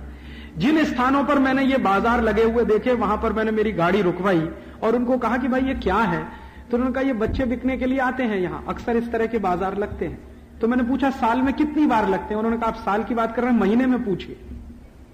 मैं सोच रहा था कि कभी साल में 1-8 बार होता होगा। उन्होंने कहा नहीं, महीने में पूछिए कितनी बार लगते हैं। अब मुझे क्या हुआ कि एक मां बाप जो अपने बच्चे को बेचने के लिए बैठे थे, प्रतीक्षा करते थे, बाजू में बच्चे के गले में तख्ती लटकी थी, 55 रुपए का उसका रेट था, 13-14 साल का लड़का था। मैंने उसके बाप को जाके पूछा। मेरे साथ एक कार्यकर्ता था जो उड़िया भाषा जानता है, तो मैंने उसको कहा इसको उड़िया भाषा में पूछो कि ये अपने बच्चे को क्यों बेचना चाहता है। तो उसने पूछा, तो उसके बाप ने जवाब दिया कि मेरे घर में खाने को 2 समय रोटी नहीं है, इसको मैं क्या खिलाऊं। तो मैं इसको इसलिए बेचना चाहता हूं कि कोई अमीर आदमी इसको खरीद ले जाए, कम से कम खाने के लिए तो रोज देगा इसको, भले ही वो इसको गुलाम बनाकर रखे, इससे मुझे कोई चिंता नहीं, लेकिन ये ले जाए मेरे घर में से। ऐसी स्थिति के वहां मां बाप है। मेरे जीवन में बहुत बड़ा धक्का उस दिन आया जब मैंने ये दृश्य मेरी आंखों से देखा। किसी तरह मैं भवानीपट्टनम पहुंचा, जल्दी जल्दी मीटिंग खत्म करके, उस दिन मेरा दिल नहीं था भाषण देने में, किसी तरह भाषण पूरा किया। वहां एक दूसरा दृश्य देखा मैंने। मेरे भाषण को सुनने के लिए बहुत सारे लोग आए थे, करीब करीब 1200-1300 लोग आए थे। अब वो जो लोग सुनने के लिए आए थे उनमें से कुछ लोग तो आपकी तरह से सामने आकर बैठे थे, लेकिन बहुत सारे ऐसे लोग थे जो मेरा व्याख्यान सुनना चाहते थे लेकिन झाड़ के पीछे खड़े हुए थे। कुछ जहां व्याख्यान स्थल था वहां पे आजू बाजू में लिमड़ा के झाड़ लगे हुए थे, तो वहां वो खड़े हुए थे उसके पीछे। मैंने आयोजक को कहा कि देखो भाई, ये जो पीछे खड़े हुए लोग हैं झाड़ के, इनको सामने लाके बिठाओ ना, ये पीछे क्यों खड़े हैं? जो सब लोग बैठे हैं वो भी आके बैठे। तो उसमें से एक ने कहा कि राजीव भाई वो आपके सामने नहीं आ सकते। मैंने पूछा क्यों नहीं आ सकते? तो उसने कहा उनके शरीर पर इतने कपड़े नहीं है कि वो आपके सामने आकर बैठ सके। दूसरा धक्का उस दिन मुझे तब लगा। फिर मैंने मेरे कार्यकर्ता को कहा जिसने ये आयोजन किया था कि भाई तुम कुछ ऐसी व्यवस्था करो कि मैं भवानीपट्टनम के आसपास के 10-20 गांव देखना चाहता हूं और गरीबी क्या है उसका मैं दर्शन करना चाहता हूं। महात्मा गांधी जिस अंतिम व्यक्ति की बात कहा करते थे भारत में उसको उच्च स्थान मिलना चाहिए, वो अंतिम व्यक्ति किस स्थिति में रहता है वो जरा मैं देखना चाहता हूं मेरी आंखों से, शायद मुझे उसमें से कुछ प्रेरणा मिले। तो मेरे कार्यकर्ताओं ने मेरे 2-3 प्रोग्राम कैंसिल करके मुझे गांव में घुमाना शुरू किया। तो भवानीपट्टनम से करीब 30 किलोमीटर दूर में एक गांव में गया और उस गांव में जाने के बाद मैं ये देखने लगा कि कौन सा घर ऐसा है जो अच्छे तरीके से बनाया गया है। तो एक भी घर मैंने ऐसा नहीं देखा मेरी आंखों से जहां लकड़ी का कोई दरवाजा लगा हो, और एक भी घर ऐसा नहीं था जहां कोई छत रखने के लिए कुछ व्यवस्थित कुछ किया गया हो। छत भी क्या है, वो जो धान की फसल होती है, पैडी जब पैदा होता है, तो पैडी को पैदा होने के बाद जब फसल पक जाती है, उसमें से धान तोड़ के निकाल लिया जाता है, उसका जो फूस बचता है, भूसा बचता है, उसको डाल के तो छत बनी हुई है और उसमें कुछ डंडे वंडे लगे हुए, बस यही छत है, दरवाजा है नहीं। और कोई भी घर मैंने ऐसा नहीं देखा जो 10 फीट बाई 15 फीट से ज्यादा का हो। एक घर का जो मैक्सिमम एरिया है वो 150 स्क्वायर फीट, और उसमें 5 लोगों का परिवार, 7 लोगों का परिवार रहता है। घर देखते देखते मेरे मन में ऐसा आया कि चलो इस गांव के किसी सरपंच के घर में चलें, शायद उसका घर कुछ अच्छा हो, देखने लायक हो। क्योंकि मेरे मन में ऐसी कल्पना थी कि जो गांव का सरपंच होता है वो पैसे वाला होता है, कुछ तो उसके पास पैसा होता ही है, अच्छा घर बना के रहता। तो सरपंच के घर में गया तो बस इतना ही फर्क था सरपंच और बाकी घरों में कि किसी भी घर में तो दरवाजा नहीं था, सरपंच के घर में एक फटा हुआ कपड़ा लटकता था, वो उसका दरवाजा था। तो किसी ने कहा देखो यही सरपंच का घर है। तो मैंने कहा अच्छा ठीक है भाई, सरपंच को जरा बाहर बुलाओ, उससे मुझे कुछ चर्चा करनी। तो मेरे कार्यकर्ता ने पूछा क्या चर्चा करनी है, तो उसने कहा कि उसके बारे में उससे मैं पूछना चाहता हूं, ये गरीबी इतनी ज्यादा क्यों है यहां पर, शायद मुझे उससे कुछ ज्ञान मिल सके। तो उसने कहा ठीक है मैं बुलाता हूं। तो उसने आवाज दिया उड़िया भाषा में। तो मैंने देखा कि सरपंच नहीं आया, पहले उसकी पत्नी बाहर आई, और जब उसकी पत्नी बाहर आई तो मैंने देखा कि उस बहन के शरीर पर 2 मीटर कपड़ा नहीं था जिससे वो अपने पूरे शरीर को ढक सके, 2 मीटर कपड़ा नहीं था। फिर मैंने उसको कहा कि आप अंदर जाओ, अपने पति को बाहर भेजो। तो वो महिला अंदर गई, तब थोड़ी देर के बाद उसका पति बाहर आया, और देखते ही मेरी आंखों में आंसू आ गए। मैंने देखा कि वो पुरुष वही कपड़ा लपेट कर बाहर आया जिसको उसकी पत्नी लपेटे हुए थी। और उस दिन मैंने मान लिया कि महात्मा गांधी की आत्मा को कभी शांति नहीं मिल सकती इस देश में, कैसे उनको मोक्ष मिलेगा। जिस अंतिम व्यक्ति की कल्पना करके वो इस देश में से चले गए, वो अंतिम व्यक्ति आज इस स्थिति में है कि 2 मीटर कपड़ा नहीं अपने शरीर पर पहनने के लिए, और एक ही कपड़ा है, उसको बदल बदल कर पत्नी लपेटती है और पति लपेटता है।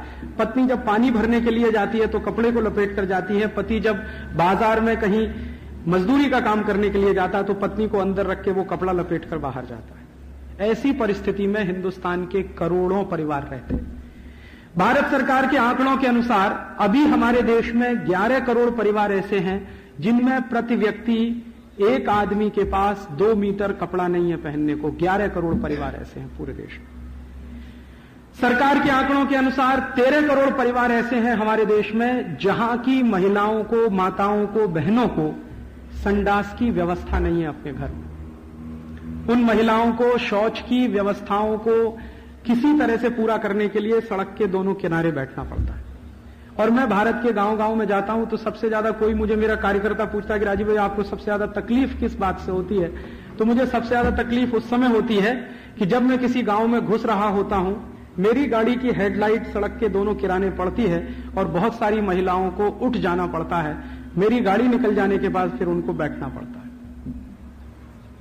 उस समय मेरे दिल को सबसे ज्यादा चोट लगती है और मैं अंदर ही अंदर कुड़ता रहता हूं, घुलता रहता हूं कि आजादी के 53 वर्षों के बाद हम 13 करोड़ परिवारों को संडास की व्यवस्था नहीं दे पाए, 11 करोड़ परिवारों को पहनने के लिए प्रति व्यक्ति 2 मीटर कपड़ा नहीं दे पाए। हमारे हिंदुस्तान में अभी भी कुल परिवारों की संख्या 22 से 23 करोड़ है। थोड़ा लिबरल एस्टीमेट अगर लगाया जाए तो कुल परिवारों की संख्या भारत में 25 करोड़ है। तो 25 करोड़ परिवारों में से 13 करोड़ इतनी गरीबी में रहते हैं कि ना तो उनके पास पहनने को कपड़ा है, ना संडास की व्यवस्था है, ना खाने को ठीक से भोजन है, 2 समय को ठीक से मिलता नहीं, कभी मिल जाए तो वो धन्यता मानते हैं, अगले दिन ईश्वर से प्रार्थना करते हैं कि इसी तरह से मिलता रहे। तो एक तो ये भारत का चित्र है, और दूसरी तरफ भारत का एक चित्र और है जिसको देखकर मुझे कभी खुन्नस आती है, मन में गुस्सा भी आता है, और वो चित्र है बंबई का, दिल्ली का, बंगलौर का, मद्रास का, कलकत्ता का। वो चित्र क्या है मेरे मन में जो गुस्सा पैदा करता है वो ये कि वहां उड़ीसा के गांव में रहने वाला आदमी रोज 8 घंटे हाड़ तोड़ मेहनत करता है और उसकी पत्नी को 2 मीटर पहनने को कपड़ा नहीं मिलता, और यहां बंबई के स्टॉक एक्सचेंज में बैठकर कोई आदमी सिर्फ फोन पर हाय हेलो करता है और एक दिन में 1000 करोड़ बना लेता। तब मुझे खुन्नस आती है कि ये कौन सी व्यवस्था है जहां हिंदुस्तान का सबसे अंतिम आदमी 8 घंटे मेहनत करे, कहीं हाड़ तोड़ धान लगाए, गेहूं लगाए, गन्ना लगाए, हमारे खाने के लिए पैदा करे, उसको खाने को 2 समय की रोटी नहीं, सबसे ज्यादा मेहनत होती है खेती के काम में, उससे ज्यादा मेहनत का काम दुनिया में कोई दूसरा नहीं। सबसे ज्यादा स्किल्ड वर्क है दुनिया में, वो खेती का काम है, उससे ज्यादा स्किल्ड दुनिया में कोई काम नहीं। तो उसको 8 घंटे भयंकर मेहनत करने के बाद भी 2 समय खाने को ना मिले, पहनने को ना मिले, उसकी पत्नी को संडास के लिए बाथरूम ना मिले, और दूसरी तरफ यहां फोन पर कुछ इधर उधर करके एक आदमी 1000 करोड़ बनाए, 2000 करोड़ बनाए, 5000 करोड़ बनाए। और मैं तो पता नहीं कैसी एक बीमारी फैल गई है हमारे देश के लोगों में कि कुछ लोगों ने तो संकल्प कर लिया है कि 1000 करोड़ से कम संपत्ति होनी ही नहीं चाहिए उनकी, रात दिन उसी में लगे हुए। पूरी जिंदगी का उनका एक टारगेट है कि मेरे पास 1000 करोड़ की प्रॉपर्टी, किसी ने बना रखा है 5000 करोड़ की प्रॉपर्टी, किसी ने बना रखा है 10,000 करोड़ की प्रॉपर्टी। और ये लोग जो 1000 करोड़, 2000 करोड़, 5000 करोड़, 10,000 करोड़ बना रहे हैं, उनको ये नहीं मालूम है कि ये सबका सब एक दिन में ध्वस्त हो सकता है कच्छ की तरह से। जीवन का इतना नंगा सच जो आज हम अपनी आंखों से देख रहे हैं, इसको देखकर अगर हम कोई सबक ले सकते हैं तो वो ये ले सकते हैं, कितना ही अच्छा आशियाना बनाइए, इटालियन मार्बल लगाइए, फ्रांस से लेकर टाइल लाइए और लगाइए, कुछ भी करिए, 1 मिनट भी 7.8 स्केल रिएक्टर पर आया तो ये सब ध्वस्त हो जाने वाला। क्या करेंगे इसका? तो भी जिंदगी का लक्ष्य है किसी का 1000 करोड़, 5000 करोड़, 10,000 करोड़। तो मुझे लगता है कि ये व्यवस्था अगर हम बदलेंगे नहीं तो महात्मा गांधी की आत्मा को शांति मिलेगी नहीं। और सिर्फ महात्मा गांधी की आत्मा की शांति का प्रश्न नहीं है, आपको भी शांति नहीं मिलेगी जी, अगर हिंदुस्तान का एक हिस्सा ऐसा है और दूसरा हिस्सा ऐसा। इसी भारत में मैं देखता हूं कितनी बड़ी विडंबना है, 20, 25, 30 लाख लोग हैं जिनके हाथ में मोबाइल फोन है। 20, 25, 30 लाख, बहुत अधिक, सब जोड़कर। और 9 करोड़ लोग हैं जिनके हाथ में भीख का कटोरा है इसी देश में। 9 करोड़ लोगों को हाथ में हमने भीख का कटोरा दे रखा है और 20-25 लाख लोगों के हाथ में हमने मोबाइल फोन दे रखे हैं, और हम कहते हैं कि भारत का विकास हो रहा है और बहुत तेजी से विकास हो रहा है। हमारा ग्रोथ रेट हम कैलकुलेट करते रहते हैं, 6.5 हो जाना चाहिए, 7.9 हो जाना चाहिए, 10 हो जाना चाहिए, 15 हो जाना चाहिए। कुछ मतलब नहीं है इस ग्रोथ रेट का कि 9 करोड़ लोगों के हाथ से भीख का कटोरा अगर आप नहीं निकाल पाते। कोशिश तो ऐसी करिए कि हिंदुस्तान के हर आदमी के हाथ में मोबाइल फोन हो, तब तो उसमें कुछ सार्थकता है। और अगर ऐसा हिंदुस्तान नहीं बना सकते हम, तो यह हिंदुस्तान आपको जिंदा भी नहीं रहने देगा। वो आप भी सोच लीजिए इसके बारे में, क्योंकि ऐसी व्यवस्थाएं बहुत दिनों तक चलती नहीं हैं, जिन व्यवस्थाओं में 4-5 करोड़ लोगों के पास तो शायद हजारों करोड़ की प्रॉपर्टी और 96-97 करोड़ लोगों के पास कुछ भी नहीं इस देश में। यह व्यवस्था बहुत दिन नहीं चल सकती और वो चलेगी नहीं, वो टूटती जा रही है। और यह व्यवस्था के टूटने के कुछ बड़े कारण हैं। उनमें से एक बड़ा कारण है हमारे हिंदुस्तान में जो मॉडल हमने बनाया है डेवलपमेंट का, वो सारा का सारा मॉडल उधार का है। अमेरिका से कुछ उधार ले लिया, यूरोप से कुछ उधार ले लिया, दुनिया भर के देशों से उधार लेकर हमने हमारा डेवलपमेंट का मॉडल बना लिया। और इस डेवलपमेंट के मॉडल में हमारा उद्देश्य क्या है? हमारा उद्देश्य है कि पर कैपिटा इनकम बढ़ती है कि नहीं बढ़ती। हमारा उससे भी बड़ा आज का उद्देश्य यह हो गया है कि इस डेवलपमेंट के मॉडल में पर कैपिटा कंजम्पशन बढ़ता है कि नहीं बढ़ता। अभी तो वो इनकम को बाजू में रख के पर कैपिटा कंजम्पशन बढ़ाने की बात होती है। अमेरिका और यूरोप में जो डेवलपमेंट का मॉडल है उसमें पर कैपिटा कंजम्पशन की बात है, उसी को पूरी तरह से हमने डिट्टो फॉलो कर लिया। अब पर कैपिटा कंजम्पशन बढ़ाने के लिए हम कभी भी ये नहीं सोच पाते कि जब 50 करोड़ लोगों को जिंदगी जीने के लिए न्यूनतम सुविधाएं नहीं मिलेंगी तो कैसे पर कैपिटा कंजम्पशन आप बढ़ाएंगे इस देश का। अगर उनकी जिंदगी चलाने के लिए न्यूनतम जरूरतें पूरी हो सकती हैं तब तो पर कैपिटा कंजम्पशन की बात हम कर सकते हैं। यहां तो कुछ भी नहीं है। यूरोप और अमेरिका ने यह पर कैपिटा कंजम्पशन का जो मॉडल बनाया है उसके पीछे एक बड़ी विशेषता है, उसको अगर हम समझ लें तो शायद कुछ चीजें समझ में आने लगेंगी। और यही कह के मैं ये व्याख्यान पूरा करना चाहता हूं कि जिस यूरोप और अमेरिका ने यह पर कैपिटा कंजम्पशन का मॉडल बनाया है उनकी इकोनॉमी की कुछ मान्यताएं हैं, और उनकी इकोनॉमी की जो मान्यताएं हैं वो इकोनॉमी की जो मान्यताएं हैं वो सोसाइटी में से निकली। उनकी अपनी कुछ सोशल मान्यताएं भी हैं, उनके समाज की भी अपनी मान्यताएं हैं। जैसे यूरोप और अमेरिका का समाज है वो ये कहता है कि पूरा का पूरा जो व्यक्ति है वो सुप्रीम है, बाकी दुनिया में जो कुछ भी है वो व्यक्ति के अधीन है। माने दुनिया का जो ढांचा है उसमें पेड़ हैं, पंछी हैं, पौधे हैं, हमारी नदियां हैं, पहाड़ हैं, पर्वत हैं, झरने हैं, ये सब व्यक्ति के लिए हैं। व्यक्ति सुप्रीम है, बाकी सब उसके नीचे है। ये फिलॉसफी है यूरोप की। इसी फिलॉसफी का पूरी दुनिया में प्रचार किया था रूसों ने। रूसों के पहले देकार्ते ने, देकार्ते के और पहले चले हैं तो जो दो बड़े दार्शनिक माने जाते हैं जैसे प्लेटो वगैरह वगैरह, उन्होंने इसी दर्शन का प्रचार किया। इस दर्शन में से क्या निकला? मनुष्य महत्व का है, बाकी सब उसके नीचे है, तो मनुष्य सुप्रीम है, बाकी सब उसके अधीन है। तो मनुष्य चाहे तो प्रकृति का भी नाश कर सकता है, मनुष्य चाहे तो दुनिया के दूसरे लोगों को गुलाम भी बना सकता है। तो दूसरों को गुलाम बना लेना वो पाप नहीं मानते, दूसरों को लूट लेना वो पाप नहीं मानते, दूसरों को सबसर्विएंट बना लेना में उनको कोई तकलीफ नहीं होती। इस मान्यता में से यूरोप बना, इसी मान्यता में से अमेरिका बना। अब हमने भारत के बारे में कभी सोचा नहीं कि अगर हम यूरोप और अमेरिका का मॉडल अपनाना चाहते हैं तो हमको हमारी मान्यता के बारे में सोचना चाहिए। हमारी मान्यता में क्या है?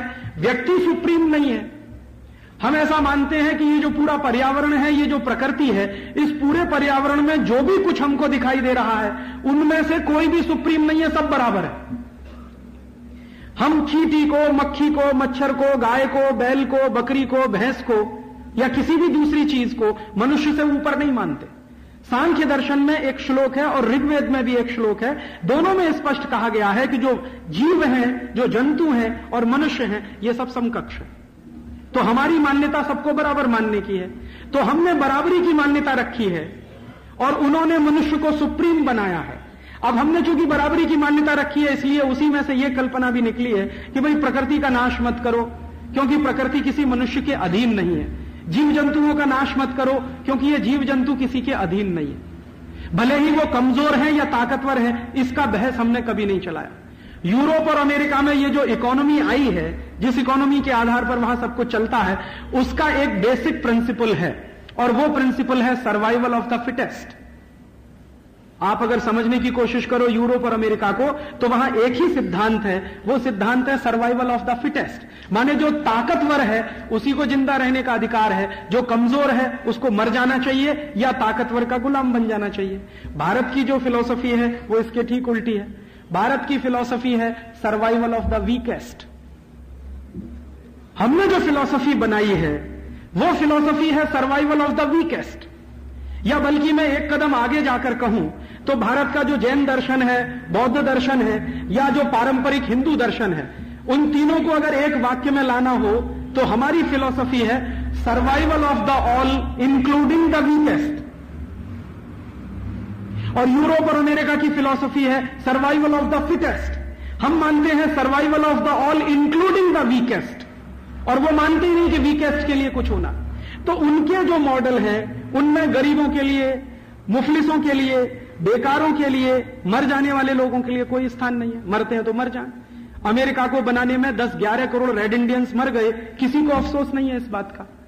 अमेरिका की इतनी वैभव तैयार करने में दुनिया के करोड़ों लोगों को लूट लेना पड़ा, उसका उनको कोई अफसोस नहीं है। यूरोप को इतना भव्य बनाने में दुनिया के 50 देशों की संपत्ति लूटी गई, उनको कोई अफसोस नहीं है। तो वो कहते हैं कि जो गरीब है, बेकार है, मुफलिसी वाला, उसको तो मर जाना चाहिए, जो ताकतवर है उसी को जिंदा रहना चाहिए। तो ताकतवर को जिंदा रहने का जब सिद्धांत आप बनाएंगे तो उसमें से निकलेगा कंपटीशन, और कमजोर से कमजोर को जिंदगी बिताने का अधिकार आप देंगे तो उसमें से निकलेगा कोऑपरेशन।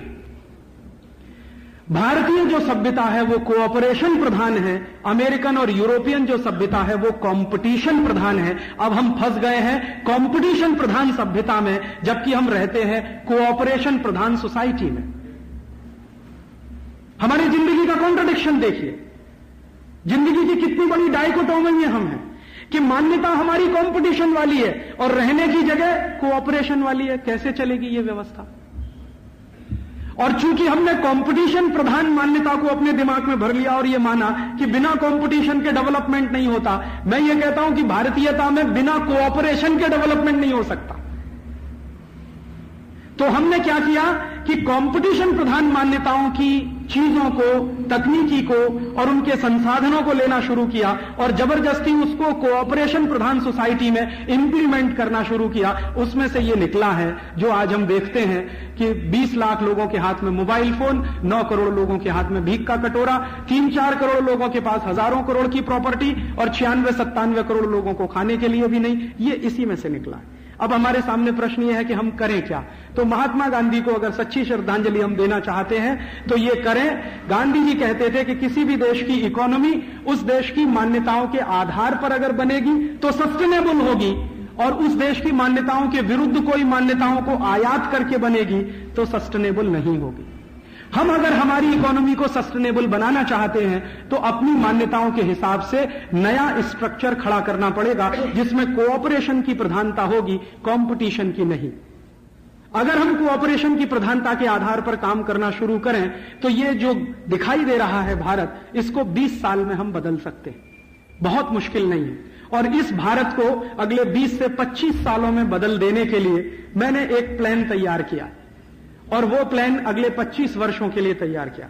और मैं चाहता हूं कि अगले 25 वर्षों तक इस प्लान पर हम सब लोग अगर काम करें तो 25 वर्षों के बाद हमारी जो नई पीढ़ी जवान होगी, जैसे ये सामने कुछ बच्चे मुझे दिखाई दे रहे हैं, ये शायद उस भारत के बारे में जो गांधी जी ने कभी सपना देखा था रह सकेंगे ऐसे भारत में, और उसको और बेहतर बनाने के लिए काम कर सकेंगे। आप पूछेंगे राजीव भाई ये 25 साल की जो योजना है इसके कुछ सूत्र आप बता दीजिए। 2-3 सूत्र बता के मेरा व्याख्यान में पूरा करता हूं। सबसे पहला सूत्र ये है कि हमारे देश में ये जो कंपटीशन घुस गया, इसमें से बाहर निकलना है हमको। तो कंपटीशन से बाहर निकलने के लिए दूसरा विकल्प क्या है? कोऑपरेशन में जाना है। तो कोऑपरेशन के लिए क्या करना है? हर एक व्यक्ति दूसरे की मदद करे। मैं रहता हूं, मेरा कोई पड़ोसी है, वो मुझसे नीची स्थिति में है, तो मैं उसकी मदद करूं। उसका कोई पड़ोसी है, वो उसकी मदद करे। उसका कोई पड़ोसी है, वो उसकी मदद करे। अब आप पूछोगे कि मदद कैसे करें? खैरात दें क्या उसको? पैसा दें क्या? भीख दें? भीख नहीं चाहिए उसको, खैरात भी नहीं चाहिए उसको। उसको सम्मानजनक जिंदगी बिताने के लिए कुछ जरूरतें हैं, वो पूरा करने के लिए आपका सहयोग चाहिए। तो आप कैसा सहयोग कर सकते हैं? मैं आपसे निवेदन यह करना चाहता हूं कि आप जिस मोहल्ले में रहते हैं, जिस गांव में रहते हैं, जिस सोसाइटी में रहते हैं, अगर उसके आसपास कुछ गरीब लोग हैं और वो कुछ उत्पादन करते हैं या कुछ व्यापार करते हैं, तो आप उनके उत्पादन को खरीदने का काम करें, उनके व्यापार को प्रमोट करने का काम करें। यही मदद आपकी उनके लिए सबसे बड़ी मदद होगी। उनको आपसे एड नहीं चाहिए, ट्रेड चाहिए। ये जो हमारे मन में घुस गया है ना कि हम एड देते रहे तो मदद, कुछ नहीं, उनको ट्रेड चाहिए। बहुत कुछ लोग बनाते हैं हमारे देश में, लेकिन हम उसको इसलिए नहीं खरीदते कि वो कंपटीशन प्रधान नहीं है। और आयात होके बहुत कुछ आता है, हम उसको इसलिए खरीदते हैं कि वो कंपटीशन प्रधान है। चाइना से माल आ रहा है, अंधाधुंध बिक रहा है बंबई के बाजार में। क्यों बिक रहा है? कि हम कह रहे हैं वो कंपटीशन प्रधान है। क्यों प्रधान है? क्योंकि 1 रुपए का सेल बिक रहा है, ले लो भाई। टॉर्च बिक रही है 5 रुपए की, 10 रुपए की ले लो। साइकिल मिल रही है 300-400 रुपए की, ले लो। चीन से आके कुछ भी सस्ते के सस्ते इलेक्ट्रॉनिक सामान मिल रहे हैं, ले लो। चीन से आके बहुत कुछ मिल रहा है, ले लो। अरे जरा सोचो आप अपने दिमाग पर जोर डालकर कि चीन से आने वाला माल इतना सस्ता क्यों मिल रहा है? चीन से आने वाला माल इसलिए सस्ता मिल रहा है, सबसे बड़ी बात कि उनके यहां कोई डेमोक्रेसी नहीं है, पूरा का पूरा डिक्टेटरशिप है। डिक्टेटरशिप इस तरह का है कि कोई मजदूर दिन भर काम करे और उसको 10 रुपए भी पगार न मिले तो उसके लिए वो कोई अफसोस नहीं करता कभी। आप जानते हैं हिंदुस्तान की करेंसी और चीन की करेंसी का अगर ध्यान रखा जाए तो एवरेज एक मजदूर को एक दिन में 10 रुपए मिलता है चीन। और चीन की सरकार चूंकि डिक्टेटरशिप वाली है तो वो बहुत सारे ऐसे लोगों से उत्पादन कराती है जिनको एक पैसा भी नहीं देती। जैसे चीन की जेलों में बहुत सारे कैदी बंद हैं, वो सारे कैदियों से प्रोडक्शन कराया जाता है, बदले में एक ढेला उनको नहीं दिया जाता। और दूसरा, चीन ने यह संकल्प किया है कि हिंदुस्तान के मार्केट को तोड़ देना है, तो चीन की सरकार ने अपने बहुत सारे प्रोडक्ट पर एक्सपोर्ट सब्सिडी बढ़ा दिया है।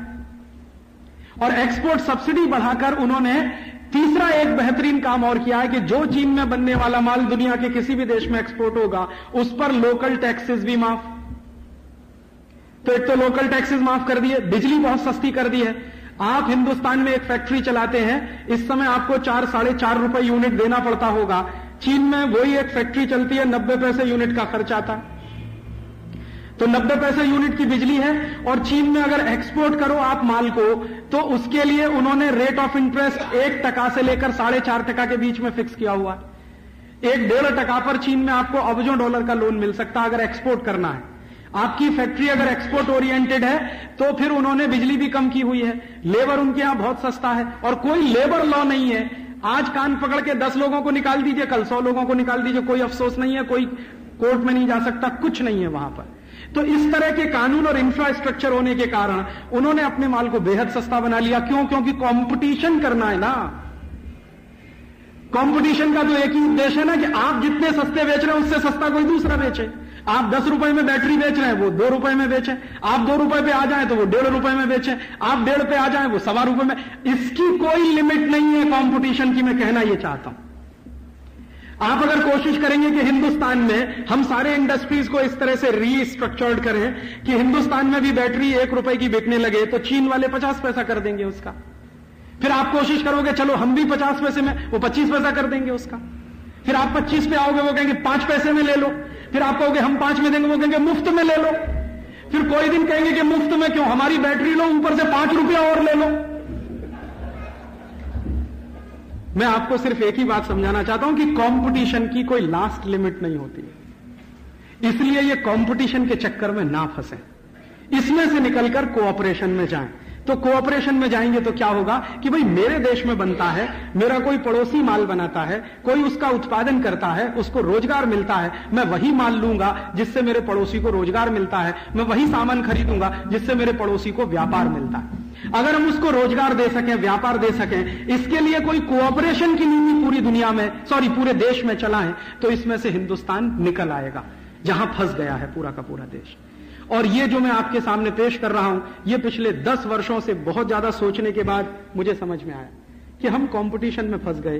कोऑपरेशन वाले लोग कंपटीशन में फंसेंगे तो ना तो वो कंपटीशन कर पाएंगे ना कोऑपरेशन कर पाएंगे।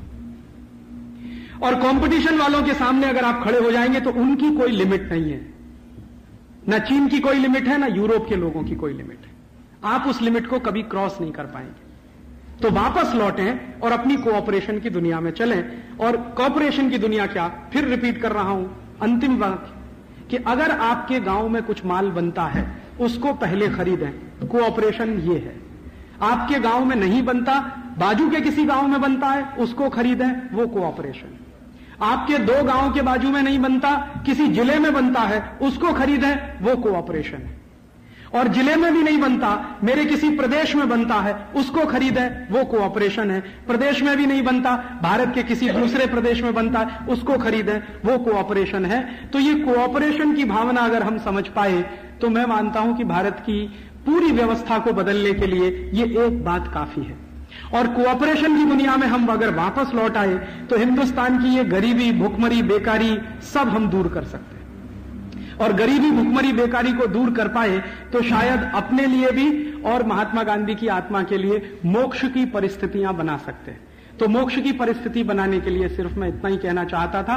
गांधी जी ने 11 व्रत दिए, उनमें से एक व्रत है स्वदेशी। वो स्वदेशी का व्रत इसी कोऑपरेशन के सिद्धांत पर टिका हुआ है। तो आज आप इस हॉल से जब उठकर जाएं तो अपने मन में ये संकल्प लेकर जाएं कि गांधी जी ने जो स्वदेशी का व्रत हमें दिया कोऑपरेटिव सोसाइटी बनाने के लिए, वो सोसाइटी बनाने के लिए हम हमारे जीवन में स्वदेशी का संकल्प करेंगे और इन विदेशियों का बहिष्कार करेंगे। वस्तुओं के स्तर पर जब आप बहिष्कार करने का संकल्प कर लेंगे तो अपने जीवन में ऐसा कुछ करिए कि गलती से भी कोई चाइनीज प्रोडक्ट मत खरीदिए, उसकी जगह कोई भारतीय वस्तु ही खरीदिए। कोई कहेगा कि राजीव भाई वो तो सस्ता है, हमारा महंगा है, तो कोऑपरेशन की भावना से खरीदिए, ना कि कंपटीशन की भावना से।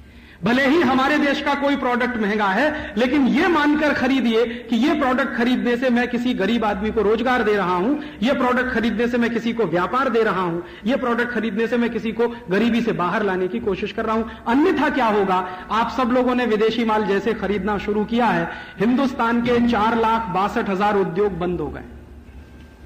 ऑयल इंडस्ट्री पूरी कोलैप्स हो चुकी है इस देश की। मैं घूम रहा हूं पूरे देश में। थोड़े दिन पहले मैं सौराष्ट्र गया था। सौराष्ट्र में 700 ऑयल मिलें बंद पड़ी हैं। जहां शिंग तेल निकलता था, नारियल का तेल निकलता था, वो सब इंडस्ट्रीज बंद है क्योंकि विदेशी पाम तेल बिक रहा। और पाम तेल क्यों बिक रहा? क्योंकि कंपटीशन में है। कंपटीशन में क्या है? 20 रुपए लीटर का है। हमारा जो मूंगफली का तेल है, शिंग तेल है, वो नहीं बिक रहा है क्योंकि वो 40 रुपए लीटर का। तो कंपटीशन में चल के पाम तेल हम खरीद रहे हैं, शिंग तेल नहीं बिक रहा है। सब इंडस्ट्रीज बंद हो रही है। और सिर्फ ऑयल इंडस्ट्रीज ही बंद नहीं हो रही है, टेक्सटाइल इंडस्ट्री भी बंद हो रही है। कोरिया से कपड़ा आ गया, ताइवान से आ गया, सिंगापुर से आ गया, हांगकांग से आ गया, और वो कपड़ा 6-7 रुपए मीटर में मूलजी जेठा मार्केट में भरा पड़ा। स्विस कॉटन के नाम पर 7-7.5 रुपए मीटर का कपड़ा। हमारी सब टेक्सटाइल मिलें बंद होती जा रही। पूरे देश में टोटल टेक्सटाइल मिलें 700 हैं, उनमें से 350 इस समय बंद पड़ी। अहमदाबाद में बंद है, बड़ोदरा में बंद है, यहां मुंबई में बंद। और टेक्सटाइल मिलें ही बंद नहीं है, पूरा का पूरा ये जो पावर लूम चलाने वाली इंडस्ट्री है बंद हो चुकी है। आप जाओ ना भिवंडी में 3 लाख पावर लूम्स बंद पड़े भिवंडी में।